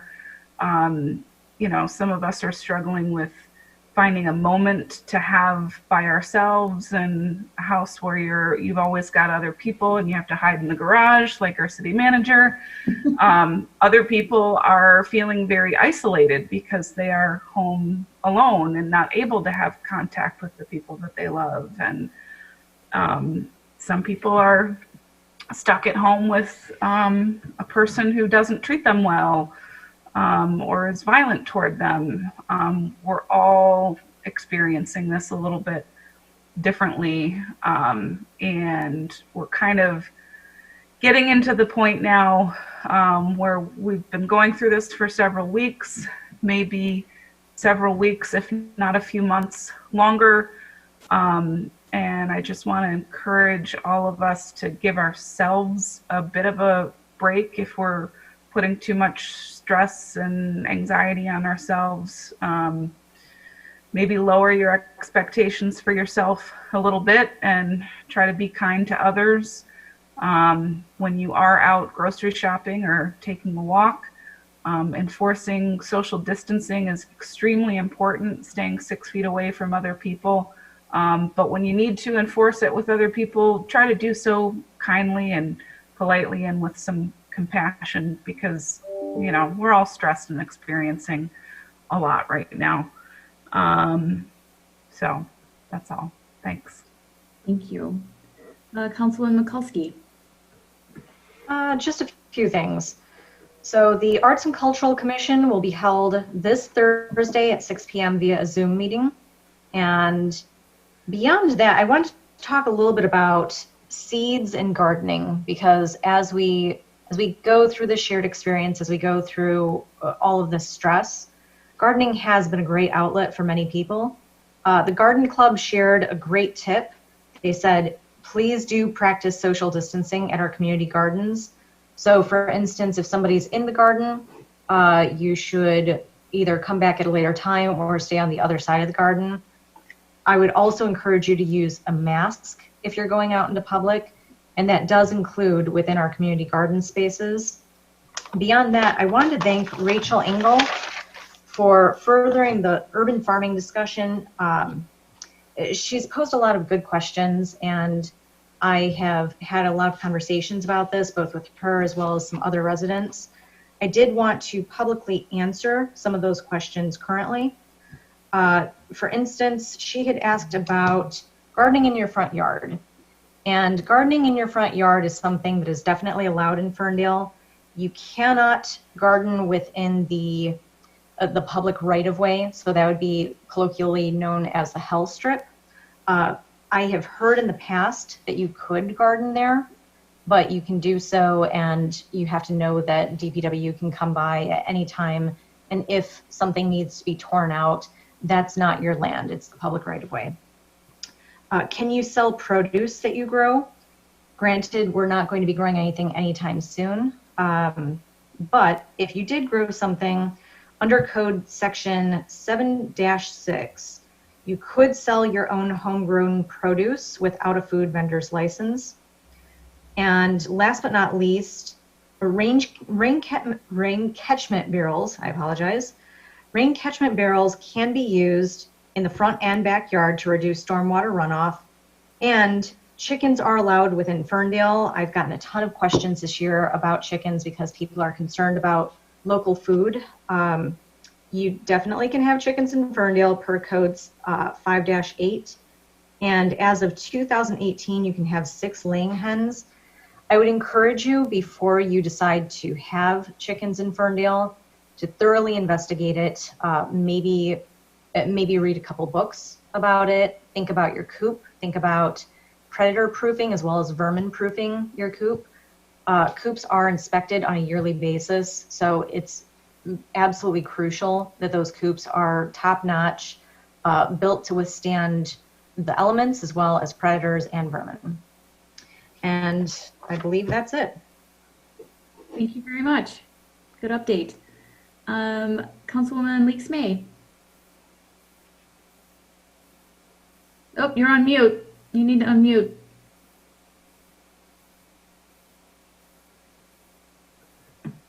Sorry about that. All right. It gets so loud in my house, I just it's a habit to mute. But I just want to, first of all, congratulate our seniors.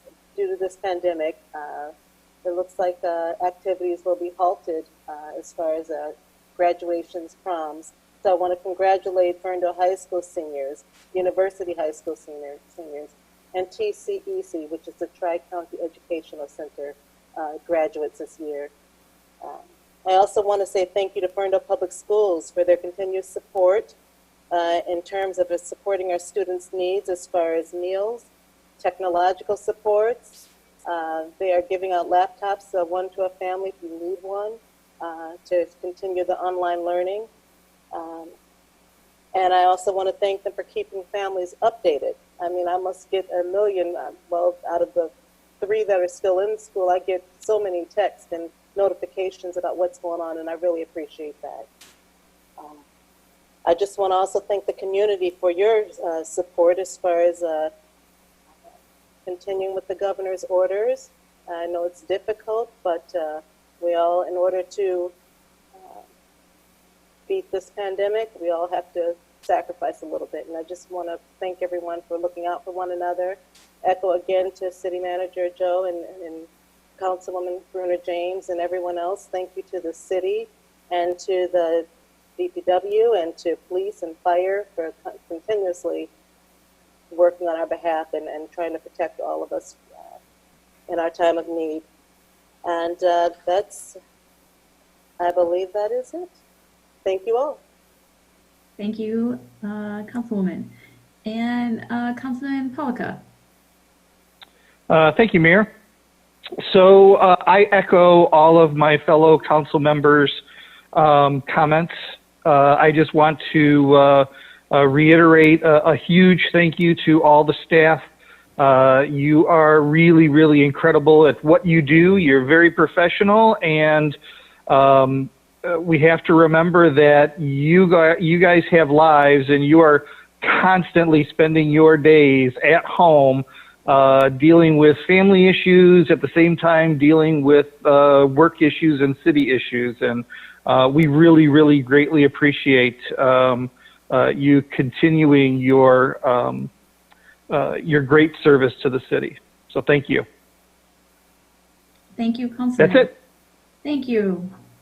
And finally tonight, I wanted to announce that I too, like everybody on council and some of our events in the city, had to cancel a major event. We won't be going ahead, I think, with the State of the City on May 5th. And our boards and commissions volunteer recognition event that we've been doing for a couple years in a row. Looking to do something different for the state of the city. So look out for something in the future, undetermined when, but hopefully be for the end of the summer. And then I just wanted to sort of echo what everybody else has been saying about our staff's response. I'm getting a lot of questions like, Mayor, how are you doing? How are you surviving? And I'm like, I have very little stress about the ability of our staff to perform under the pressures that they're facing, and that has been not keeping me awake at night. And so I think that's a really good thing, that I've been sleeping not because of the pandemic, not because of the response from the city.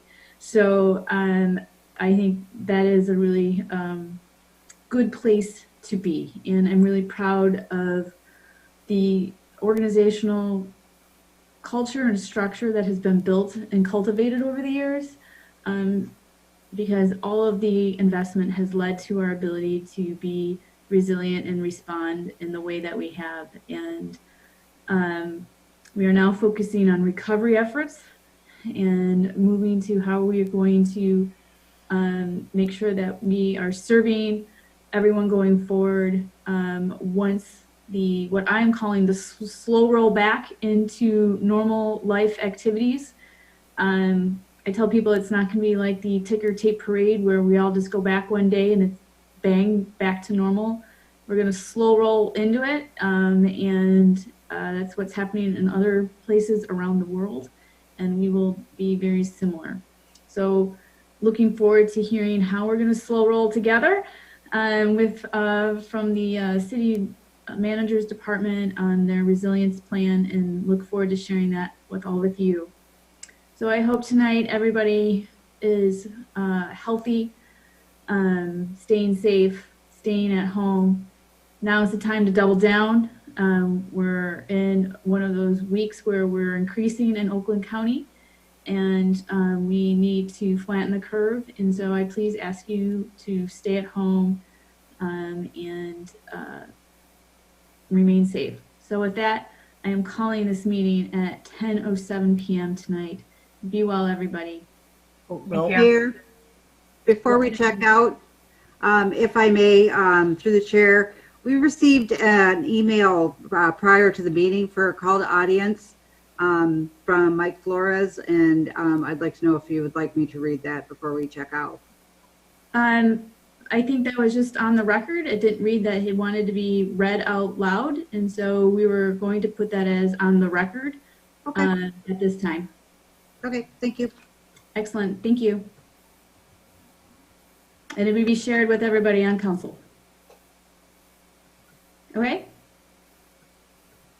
Excellent, thank you, everybody.